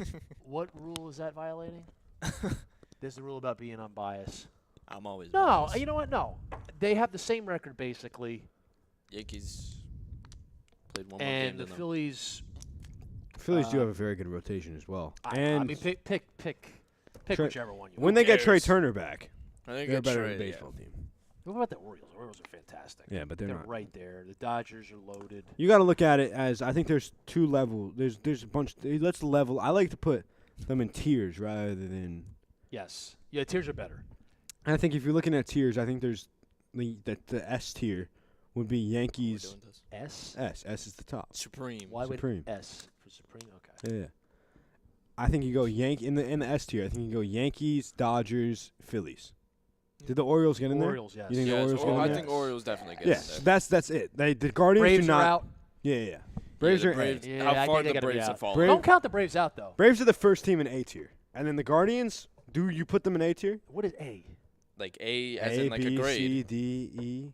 S- No, We not went from E. S to That's how it How about works. we just go tier 1, tier 2, Let's just tier go. 3? Fine. I mean, we could do. Yes. We We could can make do, a tier list right now. I we can think make a I tier think we list could right do now. adjectives. Excellent, good, bad, great. Wait, what? Tier 1.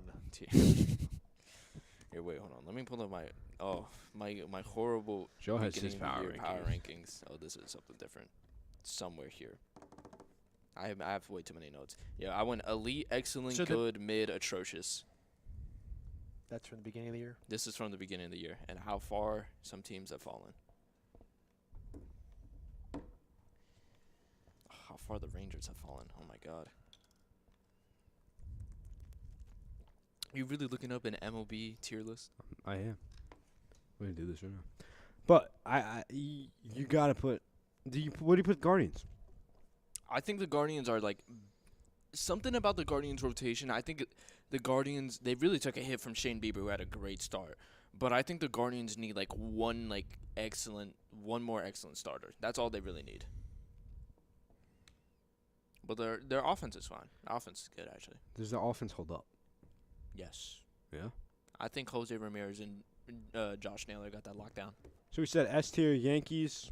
Oh, so this is actually a thing. Yes. Orioles. We're not just going crazy. What else? We said the Phillies. Phillies, yeah. And who else? The Pirates. No, I'm playing. Who else did we say? Dodgers. Dodgers. Where are the Dodgers? Right there. Right there. Whoops. So and then I think I like to put them in tiers and then go from there. So 1 to 4. How do you rank these teams? It's honestly really hard, but I think the Orioles, no matter what, are 4, unfortunately. Yeah, Phillies are definitely 2. Well, Phillies and Yankees are definitely 1 and 2. That's what I meant to say. You I could think- argue. I But- think yeah, I think that's fine. 1, 2, 3. I mean, it's Phillies, Dodgers, Orioles, Yankees. I said it. all right. I said it. You did say it. He did, because we were kind of speaking code. I think the Orioles are going to win the AL East. Wow. I really do. I really do. All right, so Braves are the first team in A tier, we think. Guardians first team in A tier. In my Out of the Guardians, I don't even know if they belong in A tier. How could you say the Orioles though. don't have a chance to win the AL East? Unfortunately. I didn't say they don't have a chance. I just said I Yeah, don't kinda. think they do. Okay. They have most definitely have a chance. I legitimately think they are. They beat the Yankees 3 out of 4. Yeah, that was early. All right, Judge, well, but it's early in the season still. Judge so. wasn't hitting yet. It's early in the season, and we did our All-Star. I love how in the NL you only have 4 teams that are over 500. But that was the stat a couple days ago. It's incredible to me. Should we go down the list and say where we put them? Like, did we go Seattle Mariners? No. Heat it up. I mean, I give the Mariners like a. B tier? I give them like a strong C. Low beer. Low beer. They're B. Low B. B. Low B. Okay, I guess. The Rays, I think C you put in or a C D. tier. Low C, honestly. Yeah, C. Let's see what they're doing right now. Hold on. Let me They're pull it around up. 500. Now we're looking it up. Yeah, 31 and 31. That's not how you spell standings. I know. Oh my gosh, I can't type today. And Alright, well, all right, we're good. I'll pull them up on my phone. I have the MLB yeah, app. yeah. So Blue Jays. Low C. C. Yeah. High Yeah. D maybe? No. I think The Blue Jays window is closing. I'm not even gonna talk about the Marlins. Guardians. Cardinals D. Yeah? Not Yes. low. Yeah, Yeah. it's no low anything. just Astros D. B tier? High C. High C in my opinion. For now. Yeah, you're right. Rockies D. Grizzlies D tier, yeah. Grizzlies. The Grizzlies. What did I just say? The Grizzlies. Oh, Rockies. I always see this. I always I- think that says like GR, but it doesn't. It says CR. Yeah, Tigers, Yeah, the Grizzlies. Tigers. Tigers are high I- C. Mid. C. Yeah. I mean, low B in my opinion, but Yeah, I'd say high C. Royals high. I think they're A. Low A. Low A, high B in my opinion. I don't believe in the Royals. I'm sorry. I Put do. them B. You don't They're believe B. in They're Royals B. baseball? Milwaukee Milwaukee. Brewers. High B, honestly. Low B. Okay, never mind. Angels. Oh, old Brewers logo on that? Angels D. Yeah. Mhm. Oakland Athletics D. Honestly, I would put the I'd put them. put the Cardinals C. I think so. Cardinals are C. No. A's no. A's are D. Too. A's are high D. I think. Cardinals are I 29. think- 20. They're 29 and 32. Yeah. I put the Reds C. In a terrible division. Reds are C. Yeah. Reds. Yeah. Yeah. Don't do this. Nationals are D. Yeah. Why are we going the opposite way? Let's go down the list. Pirates. C or D. Either or. Pirates are C. What are they at right 29 and 33. Yeah, all right. now? That division's They wide got open. Skeens. You guys, Skeenage. if you got Skeens. Skeens, you're not D. Unfortunately. All right, San Diego Padres. C. B. Low B.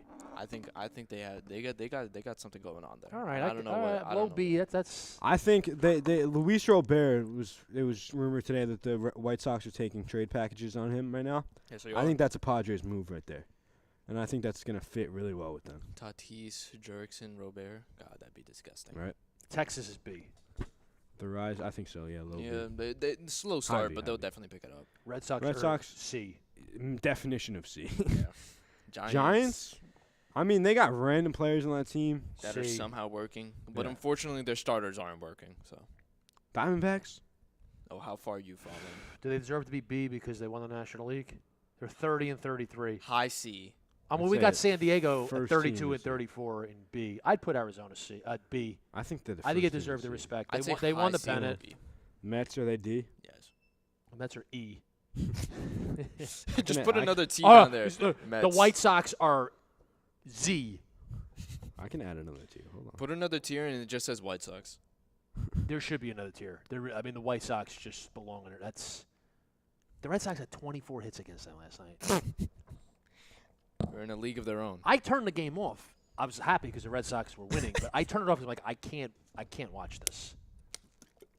I don't know how you can be a White Sox fan in 2024. Twins? Are we putting them B tier? Yeah, Maybe. Not low No, A. see, I don't believe in them.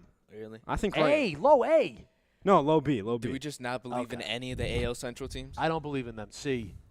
And the Cubbies. But we're going ball based off right now. I believe in the Twins right now. They just got swept by the Yankees. They never beat them. Yeah, it's the Okay, Yankees. but it's they, I'd say low B. You want to put them low B, fine, but I Cubs C. B.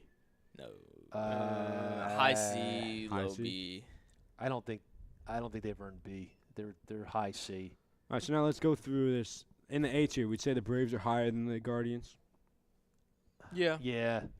All right, and then B, we got the Royals, Mariners, Rangers, Milwaukee. I think Padres are the end of that, or maybe the Diamondbacks. I think the Padres should be in C. Yeah. Mm. Yeah, based on But, how but they I put started. but I put Arizona in I B. guess. I don't. You know what the thing is? MLB is so top heavy. Yeah. It is so top heavy, and then there's just a bunch of teams that are bunched up. Yeah, that fall off in the D tier. Oh my God. Like it makes sense. There's so many C teams, and like. You know what? The way these teams have played, I'm gonna change my mind. Because I think there's so many mediocre teams, and B means you're pretty good. You're better than mediocre. San Diego and Yeah, I Arizona, agree. high C. Because I think there's a bunch of C teams. That's what baseball is now. I think the Twins could still be low B, I think. Man, I just I don't believe in them, but we're going based off of right but now. they just got. I mean, they never beat the Yankees. That's And they one never And team. then will. what is their? I mean, they have a minus run differential. It's only -5. I think you put them at the end of B. And how good is Milwaukee? Like they're not even supposed to be good. They've overachieved. Yeah. But they're 36 and 26. Okay, they're B. But even Texas, Texas is 30 and 32. They're World Series champs. Yeah, they deserve the respect. I think this is perfect the way it is. Oh, Okay. what did I just do? Who did you move? You moved Texas. Move Texas. Yeah. Put them back up Where are they? Here? there. Yeah. Yeah, I I think think we're that's definitely changing. perfect how it is. Royals, Mariners, Rangers, Milwaukee, Twins. The only thing I don't like is the Twins there. I put the Twins like the top C team. Joe, what do you think? All right, here's what I'm looking at. Do you think here. Twins and B? Break the tie. No, do you think Twins and B are end of B, first C? If anything, I'd say I'll go. What I originally said, low B. Okay. First team in C tier, we got the Diamondbacks, Padres, Cubs, Pirates, Giants, Red Sox, Tigers. Doesn't Is it- really matter what order this one is. They're all this is bunched how we up. get Put our. the- They're all Power kind of rankings. bad. Put the Astros up there because I think they're going to make. I a think the run. Astros are the first. Yeah, the team. Astros are definitely gonna. pick it Cubs up. are up there maybe. Red Cubs. Sox are ahead of the Pirates. I love the potential the Cubs have so much, bro. Shota has been incredible. The Diamondbacks, Padres, are they 2 and 3 in the C tier? Does it really matter? No, because this is how you get your rankings. I mean, well, This is first how you of get all, 1 let's through move- 30. Let's move the Tigers up a little bit. Like, come on, What about the Rays and Blue Jays? I mean, to me, more. I don't know. A little bit. It's What do less. the Tigers look like right now? Tigers are great. They're 500, 31 and 31. Joe, Terrible. what? They're good. They're a good They're team. Obviously though. not. They're a good team They're though. okay. I think they're under. I think that. I think I- that's your. I think I'm looking too much into their potential. Actually, You guys could debate C because honestly, it's just like I think that. That's It's your kind of first a four boring right there. debate. The Rays, Blue Jays might have to be a little higher because they are. put them ahead of the Pirates. Yeah. I mean, do you want to? Well, the Red Sox are. Red Sox are above them. I think that's a solid. But to me, those three AL, Cardinals, those no, three no, no. AL Drop the teams, Cardinals. I don't want to see that ever again. The Cardinals. I don't care what you guys say. I think you guys have previous year bias or something. They're but one game they're, under. They're horrible. 29 and 32. Have you seen their Three- hitting? three They games suck. under. Although they're hold on, their run differential's minus 46. Ooh, it might be a D. I'll leave them C. They're the Cardinals. Is that I'm good? sorry, Keep they're still them the bottom They're the seed. Cardinals. I don't care. They're not winning that division. They're not winning division, but I don't think they're a D level team. All right. I Do don't we even think think they this make is wild good for card. C? You play the St. Louis Cardinals, you're playing a legitimate Major League Baseball team. Unlike when you're playing, I know they've overachieved, but the Oakland A's, Miami's terrible, Colorado's terrible, the Angels are terrible. The Nationals aren't terrible. Yeah, Nationals I think they're the are best team in D. 2 to 3 years away. They're the best team. Put in the D2. Mets. Put the Mets ahead of Oakland. It's just that The they Mets. go there. That's good, right? And then the White Sox. So there's your 1 through 30. So I think that's a better way to make power rankings. No, the tiers are definitely better. Yeah. We've always done tiers on this show. Yeah. Tiers always just. So makes 1 through 32 is the Yankees, Phillies, Dodgers. 30. There's 30 teams in Major League Baseball. I keep saying 32. Yankees, Phillies, Dodgers, Orioles, Braves, Guardians, Royals, Mariners, Imagine if they did the whole thing. Royals, Mariners, Rangers, Brewers, Twins, Astros. Oh, I don't like that. What don't you? Twins over the Astros. That's why I said Right the Twins now. belong in C. Yeah. But it's right. I mean, the Astros are 26 and 33. Yeah, you're right. Who's out for the year? They got two pitchers. Framber Javier. Valdez, Javier. Yeah, I don't know if Framber, Framber's out for the year though. He's out for a while. Yeah. Yeah, honestly, that's good. Padres, Diamondbacks, Tigers, Cubs, Red Sox, Rays, Blue Jays, Pirates, Giants, Reds, Cardinals. I mean, they're all the same team. Nationals, Mets, Athletics, Rockies, Angels, Miami, White Sox. Let me ask you this.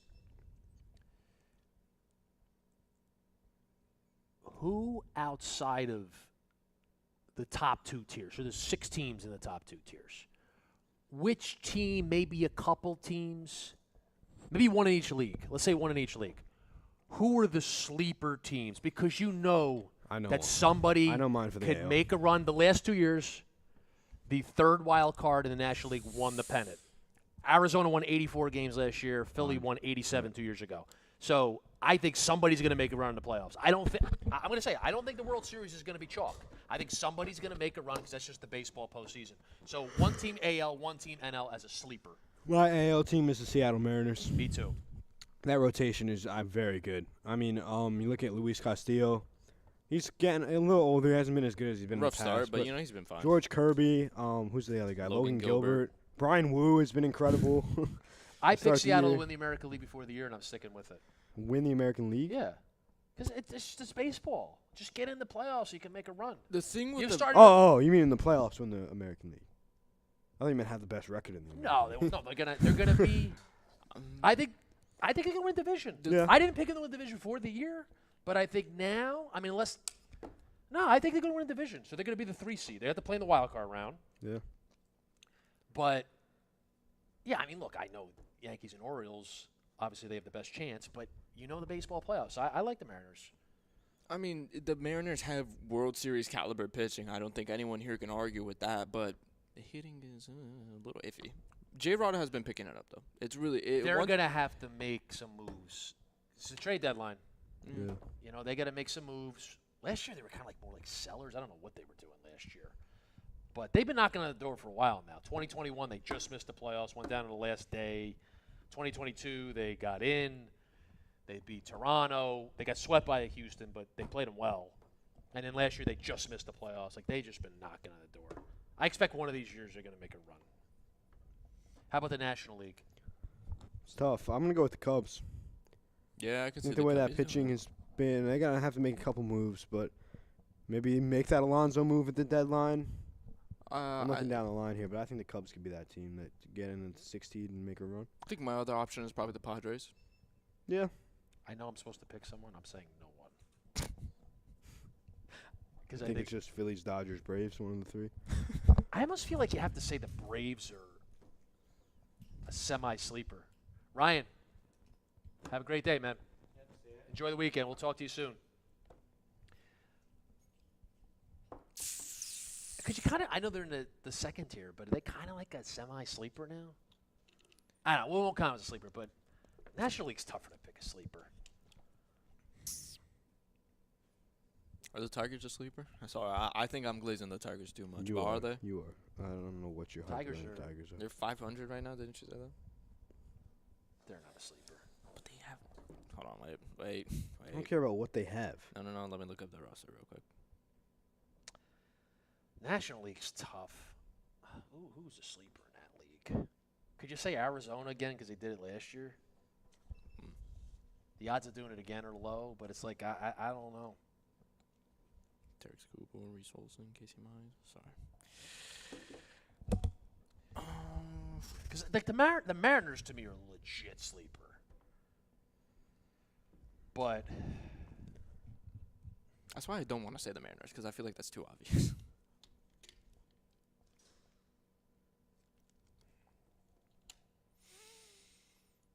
Saying the Brewers are. well, is there sleeping. anybody else in America like Texas? I mean, Texas won the World Series last year. I can't see the Royals doing anything. They're too inexperienced. You said that. But yeah.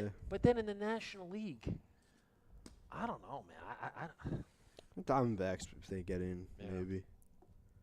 I know it's kind of holding up the majority of the C tiers online. I think it's the Cubs. If you had to choose one, I think it's the Cubs. Yeah.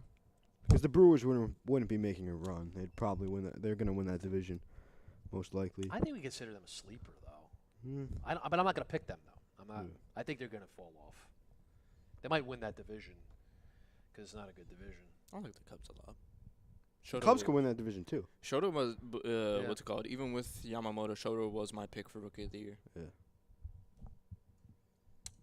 All right. You want to go on to the NFL? Sure.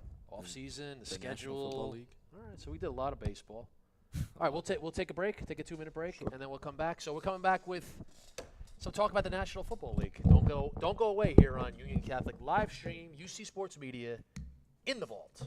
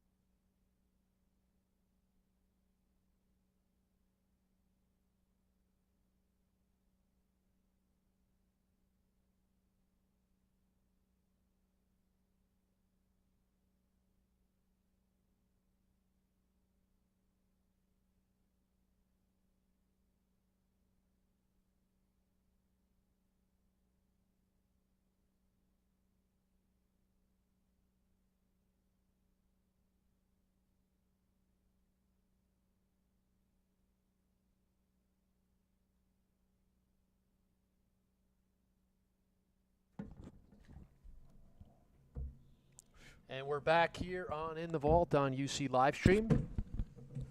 Joseph Atala, Jacob Netchapor, and I am Mr. Ranio. So we're now going to talk about the National Football League. As we are in the offseason, the teams are having their OTAs, and we're about a month and a half away from training camp, so it'll be here before you know it. So we have Jacob, who is a huge Steelers fan. We have Joseph as a diehard Packers fan, so we're going to focus on those two teams first. They're going to give us a rundown of their offseason and what they think about the team's prospects for the 2024 season, and then we'll touch on the local teams, the Giants and the Jets, and maybe just overall the NFL, take a look at where the team stands. So, Jacob, tell us about the Pittsburgh Steelers and where they're at now. Well, I think the Pittsburgh Steelers had a phenomenal offseason this year. You got a quarterback that's going to take you through this year, maybe some of next year, and then you got your guy that hopefully is going to be the future for you in Justin Fields. I think that was phenomenal moves, both, traded for Russell Wilson, traded for not much. I mean, you didn't give up much for him. He's been good in the past. Obviously, he's been phenomenal in the past. And last year, he wasn't having too bad of a season before he got benched by the Broncos, so they didn't have to pay in that whole mess. I think he could excel in a system like the Steelers. I think he could excel in a Arthur Smith-run offense, who's our new offensive coordinator, former coach of the Atlanta Falcons. So he's doing a better. He's been good and better in his career as an offensive coordinator. I think he's gonna run a great offense with guys like Russell Wilson, who's a mobile quarterback, guys like Najee Harris, Jalen Warren, and then obviously sitting behind him, learning from Russell Wilson, is Justin Fields, who was a top draft pick at one point in his career. And he's shined at moments in his career. He's also struggled a little bit, but I think he's put in the right system, put in the right organization. He could be very good for us in the future. Draft-wise, they're a little boring. Went with a bunch of linemen. Only position player, not position player is the wrong word. Skill position that they got was Roman Wilson from Michigan, who's a solid receiver, and they got him in the 3rd round. Otherwise, they went with a lot of drafts, but draft experts are saying they got a couple guys later in rounds that could have been first-round picks. So, yeah, I think they did an incredible job drafting. I think the defense, they signed Patrick Queen. I think the defense is going to be phenomenal. They signed Deshaun Elliott from the Dolphins as well. I think it's going to be a very solid team. I think they're going to be able to compete in the AFC North. Oh, it's my turn. So, Packers, I don't how to Quiet. Quiet. Right. I think that's the best way to put it. But there was 2 huge moves. Josh Jacobs, 4 years. Hold on. 4 years, $48 million. And, I was really sad when I saw that deal because – actually, no, when I saw that deal, I was happy, right? And in the moment because, we just signed Josh Jacobs. And I'm thinking, oh, my God, we're going to have the best 1-2 running back combo in the league, Aaron Jones and Josh Jacobs. And then we released Aaron Jones. So, but, it's still going to be good. Josh Jacobs and A.J. Dillon is going to be great.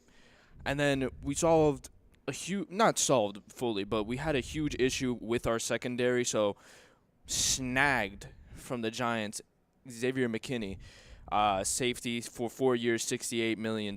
So, overall, 2 huge moves for the Packers. And, besides that, it's been pretty quiet. We made some good draft picks. Some good draft picks. I would have liked to get Kool-Aid, but can't get you can't get anything. Yeah, Kool-Aid went over the Saints. I wanted Kool-Aid as well, but I feel like everyone wanted Kool-Aid or yeah, I think the Packers and Steelers though really had a need for a cornerback, and he was the best one in the draft. But he's a Saint. What's it called? The draft overall, it was like we kind of just solved our issues. There's really secondary stuff, defense. Not too much, nothing too exciting, honestly. Besides Josh Jacobs and Xavier, nothing too huge for the Packers. Yeah, I think that both the Steelers and Packers had solid off seasons. To say that, yeah. How about the local teams? Giants, Jets. Giants did well. I mean, they drafted well. I know there's a lot of Giants fans scared of the fact that they could go and get J.J. McCarthy at what pick do they have, 6? They made the right decision. They didn't do that. They picked Malik Neighbors, who has had a great OTA to start, and I think he's going to be a very phenomenal player for them. It's really comes down to Daniel Jones and what he does. You're paying him a lot of money this year. I believe this is the last year of that deal. You can opt out now after this season. I don't think he's the guy, but I do like what they did. I don't think they compete this year, but I do like what they did. Brian Burns, another one that they signed. Or traded for. And the Jets again are a very interesting team going into 2024. They got a bunch of primetime games. Yeah. I mean, last year had a bunch of primetime games, but it didn't work out. So I mean, they're a team that you certainly say is very interesting. No matter what you think they're going to be. You saw what happened last year, right? I mean, all that hype around them. They get Hard Knocks. Everybody thinking they're going to be a great team. And you go in there, and Rodgers gets injured on the first drive of the season because of no help on the offensive line. So the Jets went out there. Joe Douglas went out there, and he said, all right, I'm going to get some offensive linemen. That's exactly what he did. Tyrone Smith, John Simpson, Morgan Moses, 3 proven guys in the NFL. And they drafted linemen as well. I think they did a really good job there. They still have Vera Tucker, who was a high draft pick. They draft Olu Fashanu in the first round as well out of Penn State. So, yeah, I think they did a really good job drafting. They did what they needed to do. I always say when teams go out there and they pick these linemen, it's a boring draft, but sometimes it's just what you got to do. And that's exactly what the Jets did. They have the rest. The defense is there. The skill positions are there. Aaron Rodgers, if he stays healthy, he's there.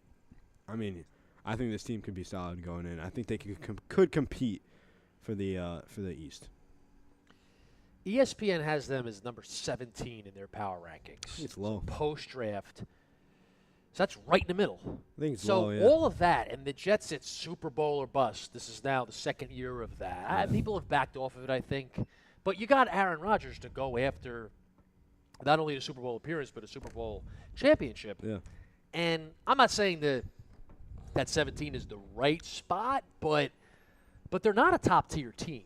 Yeah. So that's the thing that I think is frustrating. Like you're supposedly going all in, but They're in a weird they're spot. still not there. Like they're going to go to a Super Bowl. Like They're in a I weird don't think they they have much of a chance to go to a Super Bowl in the Where AFC. They have a lot of young talent that they drafted and that they're building, but they also have aging talent in Aaron Rodgers, in some of these linemen, and in some of the defense where it's a win-now situation. So they're in a weird spot where stuff still needs to adapt is the wrong word, but kind of grow a little bit. And guys like Garrett Wilson's there, but a couple of those receivers, they still need to grow a little bit. But they're in a spot where you drafted these receivers and you drafted these other guys, defensive players, were in an idea of building a team. So you can't go out and get a veteran that's going to take their spot to win now. So you're in a weird spot where you don't really know what to do. And I think they're better than 17. I think they're more 13, 14. But still, that's middle of it's the still pack. tough, You're in the middle. It's still tough. I mean, you go get Aaron Rodgers. He was 39. Now he's 40. He's going to be 41 in December. Yeah. You go get him at that age, twilight of his career. You're doing it to make a run to win a championship, and I think I don't think they have much of any chance. I'm going to say I don't think they have a chance to win the championship. So I it's think- like, what's the point in doing this? It's tough to be optimistic about the Jets. And it's even if, you make the playoffs. Okay, that's a huge step for them. They haven't made it since 2010. But again, you go get Aaron Rodgers because you're going to get him, future Hall of Famer, 4-time MVP. You're going to get him to win a championship. And I don't think they have any chance of winning a championship. I think there's a huge question mark around this team where they could compete to win a championship or they could not make the playoffs. I think there's a huge question mark here, and I really don't know which way to go. Yeah, but I think if you're a team where it's debatable if you're going to make the playoffs in the NFL, then you're not really a championship contender. I mean, you can't, obviously you're not saying 0% chance. Yeah. But they're getting through the AFC. I say absolutely not. There's just way, way too much talent in the AFC. Yeah, this is true. The AFC is loaded. I think you're in the NFC. There's a much different conversation if you're the Jets, but AFC-wise, it's a loaded conference, and I don't know. That's my honest analysis here. Is I don't know with this team. There's a huge question mark around it. Right at this moment, and I know it's way too early, but who would you pick to make the playoffs in the AFC? Division winners, I would go Kansas City. Yeah. Baltimore. Houston, Jacksonville. Houston. I think Houston's Okay. going to have an incredible season this year. And then the one that's up in the air is the East. I mean, the Bills are there every year, but their window's closing. Let's say the Bills win the division. Yeah. The Jets could get in, So then, maybe. let's say the Bills win the division, because I want to see if the Jets don't win the division. They could win the division. Let's say if they don't win the division. I'm not picking win the division. I'm picking the Bills. Will they make it as a wild card? You get 3 wild cards. So The Jets? Will the Jets make it as a wild card? Yes. If they don't win the division, who's going to be the wild cards? I look at the AFC North. Cincinnati. AFC North takes 2 at I least. look at the AFC North and could honestly make an argument that all 4 of those teams make the playoffs. Because the Browns I mean, are 2 very teams is a good. wild card, so 3 teams. Yeah. Don't say 4. 4's a lot. Yeah. Yeah, they could, but They could. I think the Cleveland is an opportunity for a wild card. I think Pittsburgh is an opportunity for a wild card, and I think Cincinnati is an opportunity so for a let's wild just say card. this: you're going to get 3 out of the North. Yeah. That leaves 1 spot. Who's One getting spot. that spot? Jets, the Dolphins. The Dolphins are weird. Chargers. Chargers are going to be better. That's my team. Harbaugh.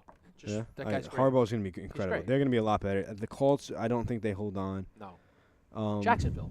Jackson, I don't feel good about that. I think the Colts are going to fall like just short. Who else is there? The Bills, we said. Miami, we said. Yeah, I mean, I'm there's gonna, one I'm, spot. You know, I'm going to because you're getting 2 out of the North. I'm going to say I don't. Guaranteed. I don't think the Jets making the playoffs. I don't. I just don't. I just don't think it's going to work. Chargers at 22? We serious? With Harbaugh and all that talent? Yeah, these. I don't like these. I It's don't like these ESPN. power It's rankings. ESPN. Yeah. But I just can't be optimistic about the Jets. It's hard. I also think they could go in and win the division, though.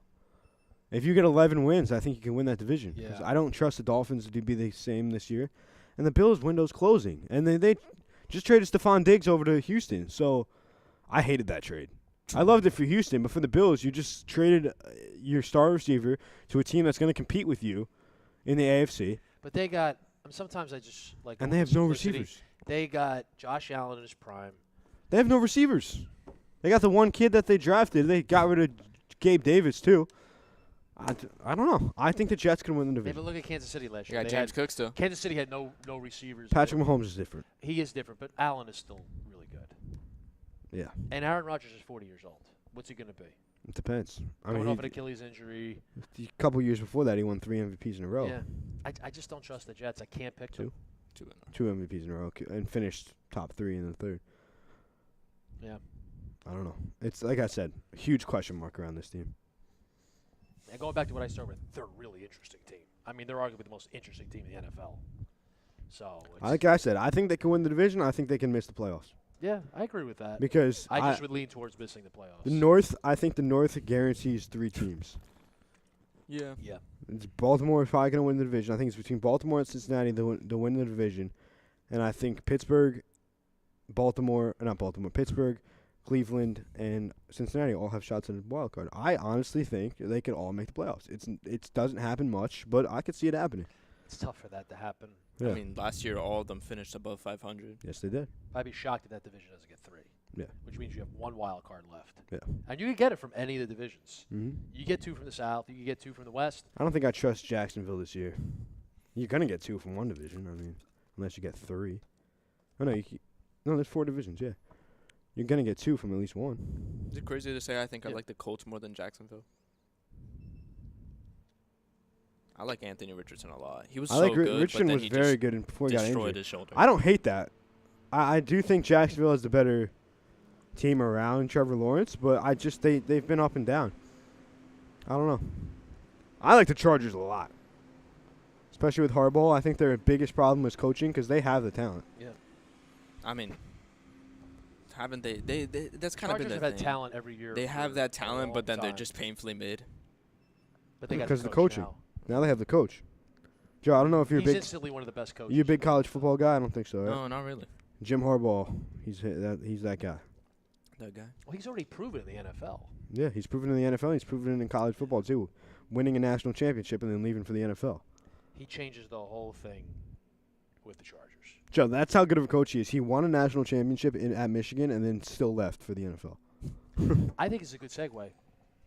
Yeah. Let's talk about someone who may go college to pro, which I love Wow. it. I love it. was that yesterday this broke? Or was it Yes, it was Well, see, yesterday I sent Yesterday something. morning. Yeah, that said that about the JJ Redick. But I remember I sent this. The Lakers have hired JJ Redick, but that was, I guess, a little early report. Yeah. They're interested in JJ Redick. They've been interested, But yeah. they're interested in another guy. I mean, when this broke yesterday morning, it was like, huh? I said What? it. I said it in the text. I said, this is legendary. I mean, Danny Hurley to the Los Angeles Lakers. I can't even believe we're talking about it. It was like, whoa. So could this actually happen? I think absolutely it could happen. I think the Lakers really want this guy to happen. I think the Lakers want it more, obviously, than Hurley does, because I don't think Hurley wants to leave UConn. I don't. He doesn't. I mean, he had no intention to leave UConn, but then you get an offer like this Yeah, if you get the money from the Los Angeles Lakers, to coach one of LeBron, the two mega franchises of the NBA. and you get to coach one of the second best player in the history of the NBA. Debatable. Second best. Debatable. Anyway. It's not. Yeah, one of them. I mean, of course. LeBron's an all-time great. He's 1B. Um, It's tough for but this Danny is Hurley. just one of these things. It's like, whoa. I did not expect this at all. So, we don't know what the Lakers. I mean, I'm googling it now. What they're offering. Dan Hurley Lakers contract offer could top $100 million. Dang. I saw his UConn contract was 6 years, $32 million. A year? Or No. I was going to say, that's crazy. Overall, like they're gonna have to give him a raise, Yeah. and I think they're already talking about a raise. $100 million, topping that. Come on, he's going. Like, then he's going. I don't see how he does I don't it. know, dude. I don't know. Like, I feel like he's one of those one of those coaches that's just like, I want to coach my guys. I don't care about the money. Jacob, unfortunately, there is a. How do I put this? There's like a thing. What's the word I'm looking for? I don't remember the word I'm looking for, but there's a thing where money talks. Money talks, yeah. And money's talking to him. Money's talking. But it's Dan Hurley. No. He loves these guys, dude. But the money's He's won talking. 2 championships in a row. Come on. I'm sorry. I don't know. I don't know. Even if you're not about the money, I mean, if I'm just put myself in his shoes, I'm going to the Lakers. It's a $100 million contract to coach.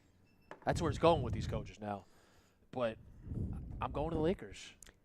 Here's why He has said he has visions of coaching in the NBA, but now though, when you're wasn't at the top of your yeah, career but with now it's UConn, like, okay, Yeah, he can be the even Lakers. high. The Lakers are. It's not like the Charlotte Hornets are reaching out to you. We're one of the. UConn is at the top of the college basketball world, and they have been for a while now, since Hurley took over.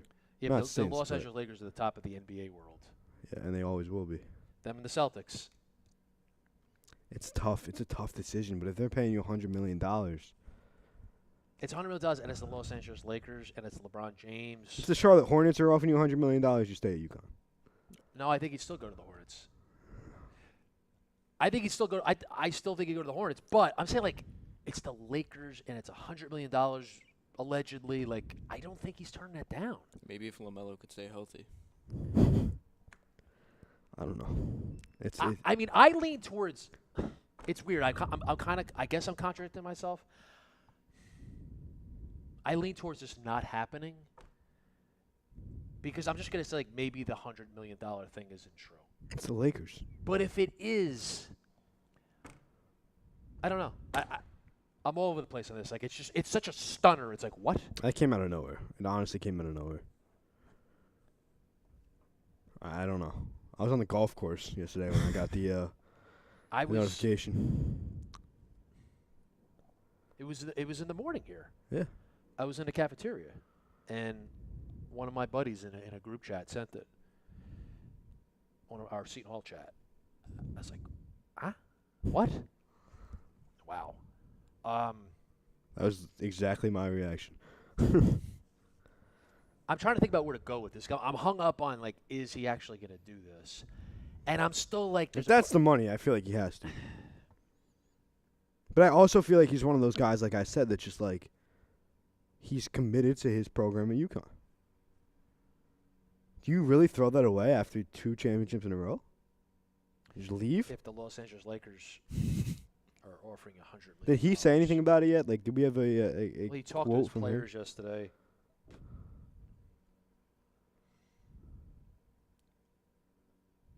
We're looking at an article here.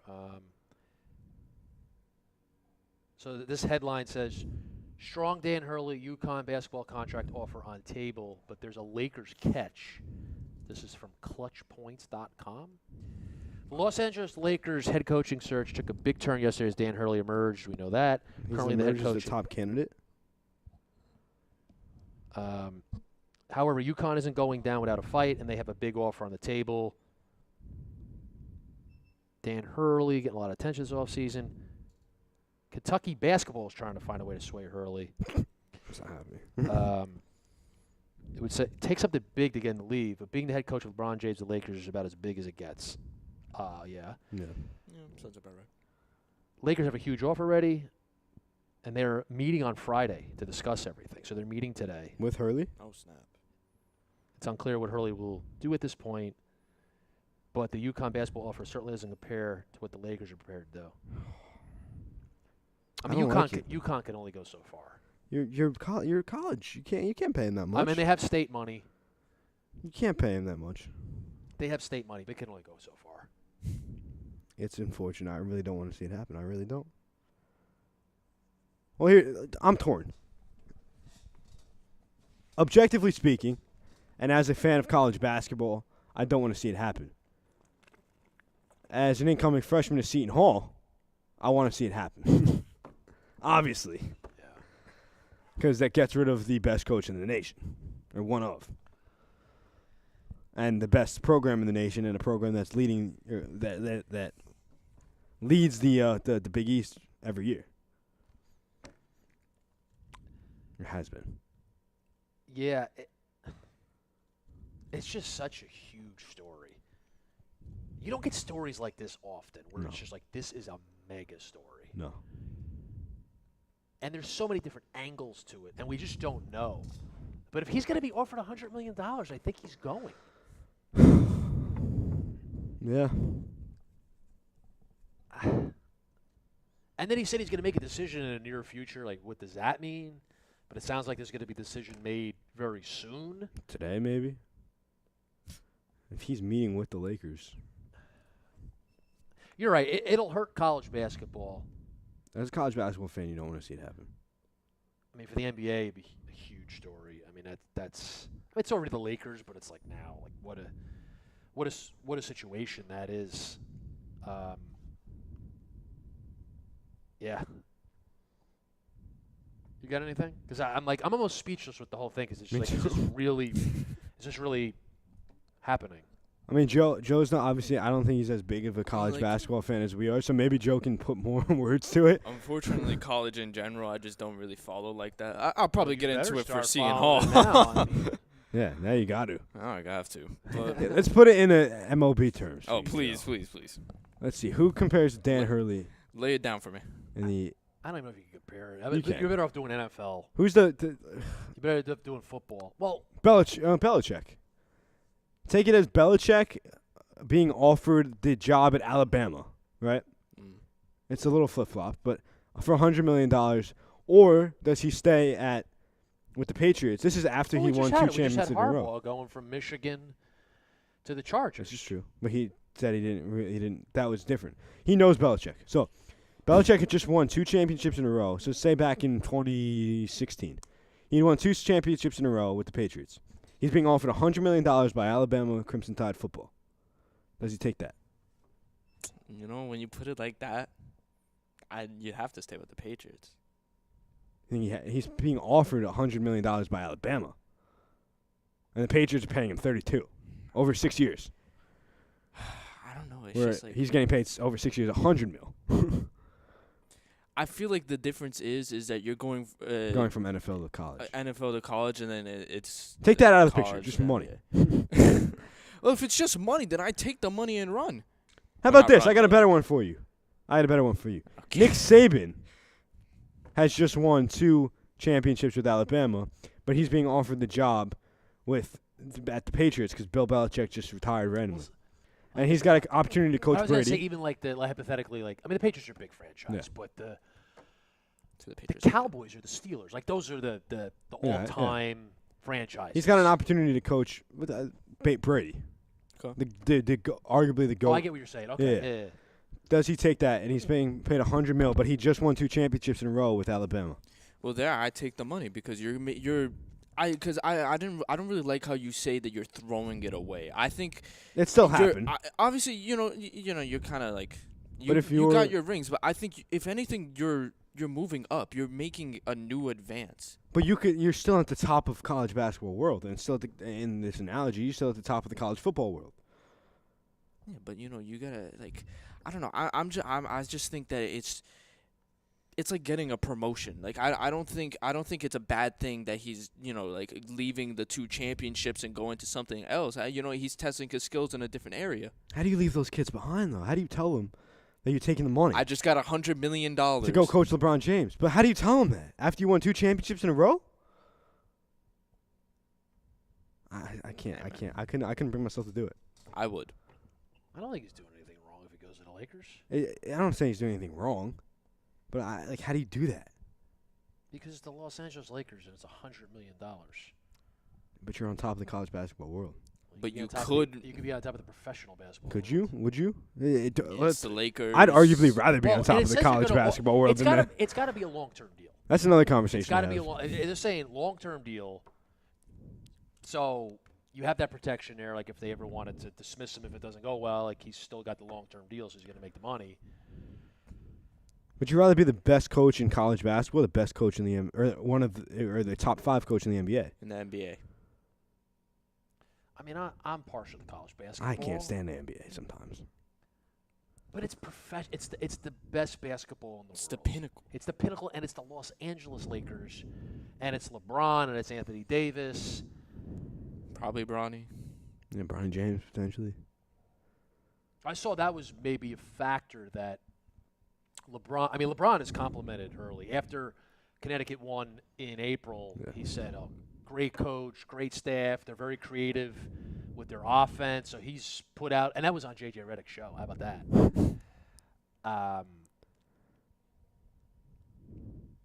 Yeah, it's the best basketball job in the world. Yeah, and it's gonna all end, and Hurley will still be at UConn, and it'll be J.J. Redick is the coach of the Lakers, and we're all gonna be like, that was boring. No, I don't know. I think there's a chance this happens. I'm not a fan of it. Yesterday I was like, I don't think it's going to happen. That's more. And now I'm like, I don't Information know how comes I don't know how it doesn't happen. It's $100 million. Unless the reporting is off for some reason. But Woj has a really good reputation, Oh, right? what would you saying this? Woj says Dan Hurley. First of all, it's Danny Hurley. He was Danny. I knew it was Danny when he played at Seton Hall. Dan Hurley, I'm told, is on his way to meet with the Lakers tomorrow, meaning today. He will sit down with Rob Pelinka and owner Jeannie Buss. They will start to dig into what a Hurley-Lakers partnership would look like. Woj stated before Game 1 of the finals. Okay. Hurley knows Rob Pelinka. They have spent time together in the past, talk basketball. This will be the first time that Hurley meets with Jeannie Buss. The Lakers would love to get a deal with Dan Hurley wrapped up this weekend. I expect these talks to move quickly. There's a lot of traction here between Hurley and the Lakers. Yeah, Woj saying that scares me a little bit because he's on top of everything. He's the most respected reporter in the NBA. You know Yeah. what? I think it's going to happen. I think it is too. I don't see how he turns it down. I think it is too. And it's just nothing against UConn. It's just this is the Los Angeles Lakers, and it's $100 million or whatever it's going to be. Wow. As a Seton Hall fan, I can't help but smile. And then you know, Get him out. We were discussing this a couple hours ago. Steve Peichel, the Rutgers coach, he played at UConn. All right, UConn alum, talks that if Hurley's out, Peichel goes to UConn. That's just another part of this that would be sweet for Seton Hall fans. So it's just a fascinating situation. Then there's talks that if Hurley leaves, maybe it stays in-house. They want to stay in-house, try to keep the players that are there. So Bill Murray's son, I forget his first name, but he's one of the assistants. They have another assistant. They're talking about them as possibilities. But it's going to be very interesting to follow this for however long this goes on. But it sounds like it's going to be something that either happens or doesn't happen this weekend, maybe today. So we're going to be following this really, really closely. So let's take a break. We'll come back. We have a little bit of hockey. We'll touch on hockey. Stanley Cup Final is actually very interesting with Florida and Edmonton. So real quick, we'll do that. Maybe I'll just touch on the Rangers real quickly to wrap up their season.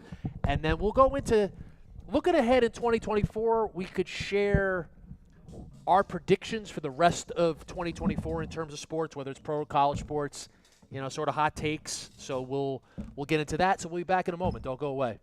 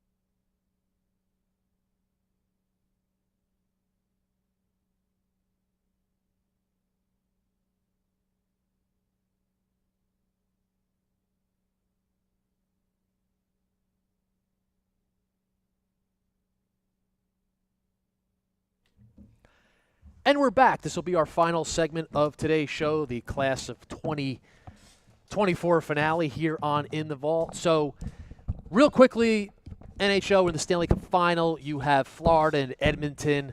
Starts tomorrow night. I think it's a fascinating series. I mean, Florida was in the Stanley Cup Final last year. They lost to a really good Vegas Golden Knights team. They defeated the Rangers in the Eastern Conference Final. You have Connor McDavid, best player in hockey, in the Stanley Cup Final. Edmonton Oilers, if they win, it'd be the first Canadian team to win the Cup since 1993 when the Montreal Canadiens won it. So that's a big storyline, I think, as well. I think it's a big deal in Canada, ending that Cup drought. Just a couple comments here. I think it lines up to be a fascinating series. I think with Florida being that really good team, knocking on the door versus McDavid, I think that makes an interesting matchup. I'll say Florida in 6. They're just a really physical, really tough team. Great goaltender. So I'll take them to win it. And then my last comments on hockey, the Rangers, I don't think there's any shame in the Rangers losing to Florida. I think Florida is the better team. The Rangers have some decisions to make in the offseason. I think they got to get a little bit more physical. Maybe they need a forward that will help them come playoff time. I mean, the Rangers, I think, will be back and be really good again next year, but they're going to have to make some moves in the offseason to try to catch up to Florida, and they have the Carolina Hurricanes that are really good.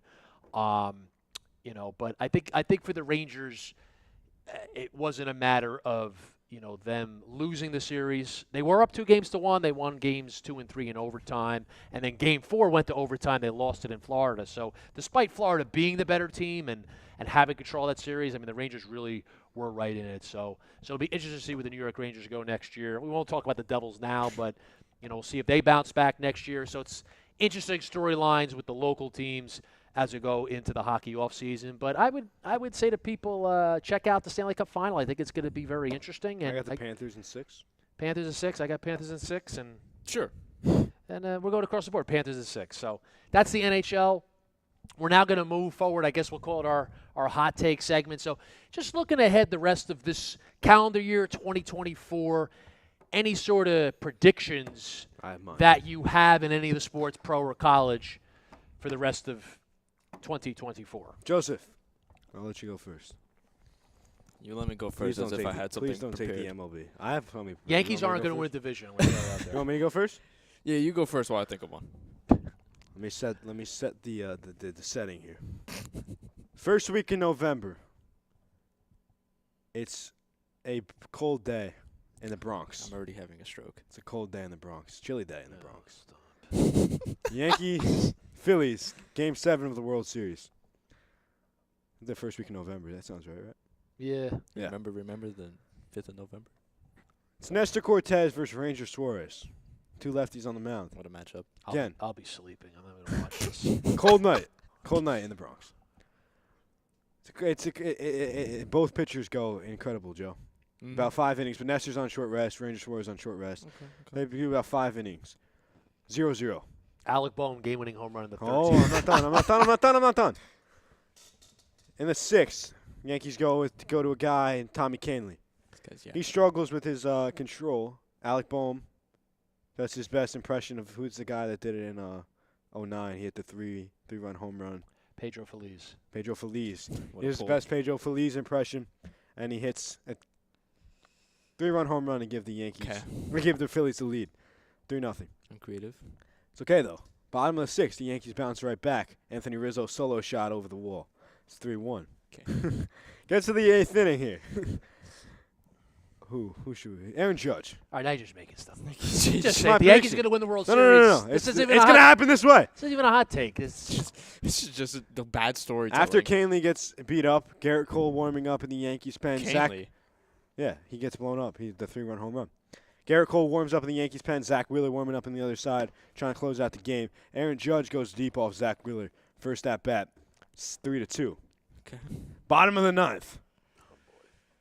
Here we go. Finally in the 9th. Anthony Volpe, Goodness. leadoff single off of Jose Alvarado, the closer. Yes. Juan Soto steps in. I'm going to say the Phillies trade for somebody, and somebody else is going to be closing the game out. Maybe. I But can right see now. that. Juan Soto steps in. First pitch. Ball. Second pitch. Swings right Again, through it. a pitch by pitch of something that's going to happen 5 months from now. Second pitch. Swings right through it. Third pitch. Sends a moonshot Foul. into the Bronx Third Knight. pitch. Ground Moonshot out into into the a double Bronx Knight, play, but it's ends the foul. game. No. Moonshot into the Bronx Knight, but it's foul. Just foul. Just foul. Takes a called strike 2. Alvarado screws up, throws a pitch down the middle. Soto sends it into the Bronx Knight. This time fair. Yankees World Series champions for the 28th time. See, here's the difference between that. Oh, not done. No. not Juan not Soto done. grounds out into a double play, Nope. ends it. Phillies win the World Series. I'm not done yet. So, everyone's going crazy. Meredith Marakovitz walks onto the field to interview Juan Soto after he hit the walk-off home run. And he does his best DiCaprio impression and says, "I'm not leaving." Resigns with the Yankees This is just. the next week. This might be the worst Can we piece of cut fan this- fiction I've can we seen cut in my the entire last 3 life. minutes There out we of go. the show? This It is might, great it show. might have been longer, honestly. That's my prediction. Yankees don't win the division. That's it. That's it. That's a hot take. You're talking It about is. them. No, it is hot. Like, Oh, they're we're the greatest team ever. I mean, they are very good. Doing baseball. Give me. Jets don't make the playoffs. I don't know if that's really a hot take, but I've said that before. Padres make a run in the playoffs. Okay, that's not unrealistic. Not unrealistic. It's possible. All right, well, let's go to the NFL. Let me set the tone. No, I'm kidding. I'm going to do it again. 4 teams from the AFC North I'm You're going to gonna say, say- yeah. on a February Sunday night in I don't know where the Super Bowl is going to be. Yeah, if Russell Wilson throws a game-winning home run, game-winning touchdown to beat They the. I wanted to say the Arizona Cardinals, but that's not going to happen. To beat the San Francisco 49ers. No, I'm kidding. I think all 4 teams in the AFC North make the playoffs, but there's a catch. The Pittsburgh Steelers are the champions of the AFC North. When are you going to come up with something that's unbiased? It's not biased. The Yankees one is not biased. It's the truth. Packers win the Super Bowl. That crazy to say? That's It's biased. possible. Is it really? That's pure bias. No, it's not. It's They're possible. They're going to take steps back from last year. Nah. Not with Jordan Love. He's good. Love. He's all right. Look what he Love did. I mean, it was the Cowboys, but still, it was a playoff game. He's all right. Give the Niners a run for their money. Yeah, honestly, you're right. But I like my Yankees prediction better. Lakers win the NBA championship next year with Dan Hurley. Please, no. That would be You know what's another interesting element with that is it actually going to work? Yes. Absolutely. We already know Dan Hurley and LeBron get along. That's all that matters. Could there be a power struggle between those two? I don't think so. I don't think Hurley would let that happen. I think he'd let LeBron do what he needs to do. Yeah, I kind of think it is going to work. Because I've seen people say, oh, there's no way it's going to work. But no. I think it's a knee-jerk reaction. That's such a fascinating story. Talk about hot takes. Dodgers manager Dave Roberts just didn't hesitate in saying he'd rather have Ohtani than Babe Ruth. Wow. What does that even mean? I don't know. It's just a Fox Sports notification. It said Dodgers manager Dave Roberts didn't hesitate to make his choice between Shohei Ohtani and Babe Ruth. Thinks Shohei Ohtani's better than Babe Ruth. I think it's so unfair to say It's that completely different. the modern players are so much better than the older players. The older players, They wouldn't be here right now if it wasn't for the older players. exactly. And, like, what if Babe Ruth played in this era with the training? Like, those guys back then, a lot of the guys had jobs in the offseason. What if they played in this era where this was their job? They had jobs during the season. And they're making the money these guys are making, and they have the training and the technology and the equipment. Like, they were using bats back then that were like, Dave Roberts is a clown. I don't know, like it's just like I just think I think there's a lot of unfairness towards the older players. Dave Roberts is a clown. Oh, I don't think he's a very good manager. 38 ounce I think if bat. he was well, you know what though, in fairness to him, I think the front office makes a lot of decisions. But anyway, what do we have any other predictions? Joe? I mean, we said the Mariners. I'm saying I think the Mariners go to the World Series. Royals World Series in 2 years. That's not that hot. I feel like that could happen. Oakland Athletics. No, I'm playing. I'm Oakland trying to think- Athletics World Series in the next 10 when they're in Vegas. I just realized they're only going to be the Athletics next year. No Oakland. They just don't have a name. No, it's just Just Athletics. they're just They're playing in Athletics. Sacramento. Are they gonna be the Sacramento A's? Maybe. I wouldn't be. Are they playing in a minor league stadium? Is that true? I believe so. That's ridiculous. That's not fair. I mean, to be fair, does it get any better at the Coliseum? It's normal size. Yeah. No, but it's bigger than a baseball stadium. I'm pretty sure it has the most. They're better off in a minor league stadium. Than Yeah, that- but it's than not. that It's place. small. The amount of people Yeah, that but they don't get a lot of get fans to begin would with. probably barely fill a minor league. I'm not- stadium. I'm not talking about the stadium itself. I'm talking about the field is smaller. No, No, No, It's it's not? just not true at all. I don't know. I think it's like a little league field. not that much smaller. But It's pretty much the same. Yeah, it's the same. It's not like they're gonna make the playoffs. Oh, we brought up the Chargers. Chargers make the playoffs. I don't Yeah. think that's hot. Yeah. Well, yeah, I mean we were talking about the AFC. It's loaded. So yeah, Chargers. I feel like a UConn related thing. I'm at the point where I think Hurley's going to go to the Lakers. Seton Hall wins the Big East without Dan Hurley there.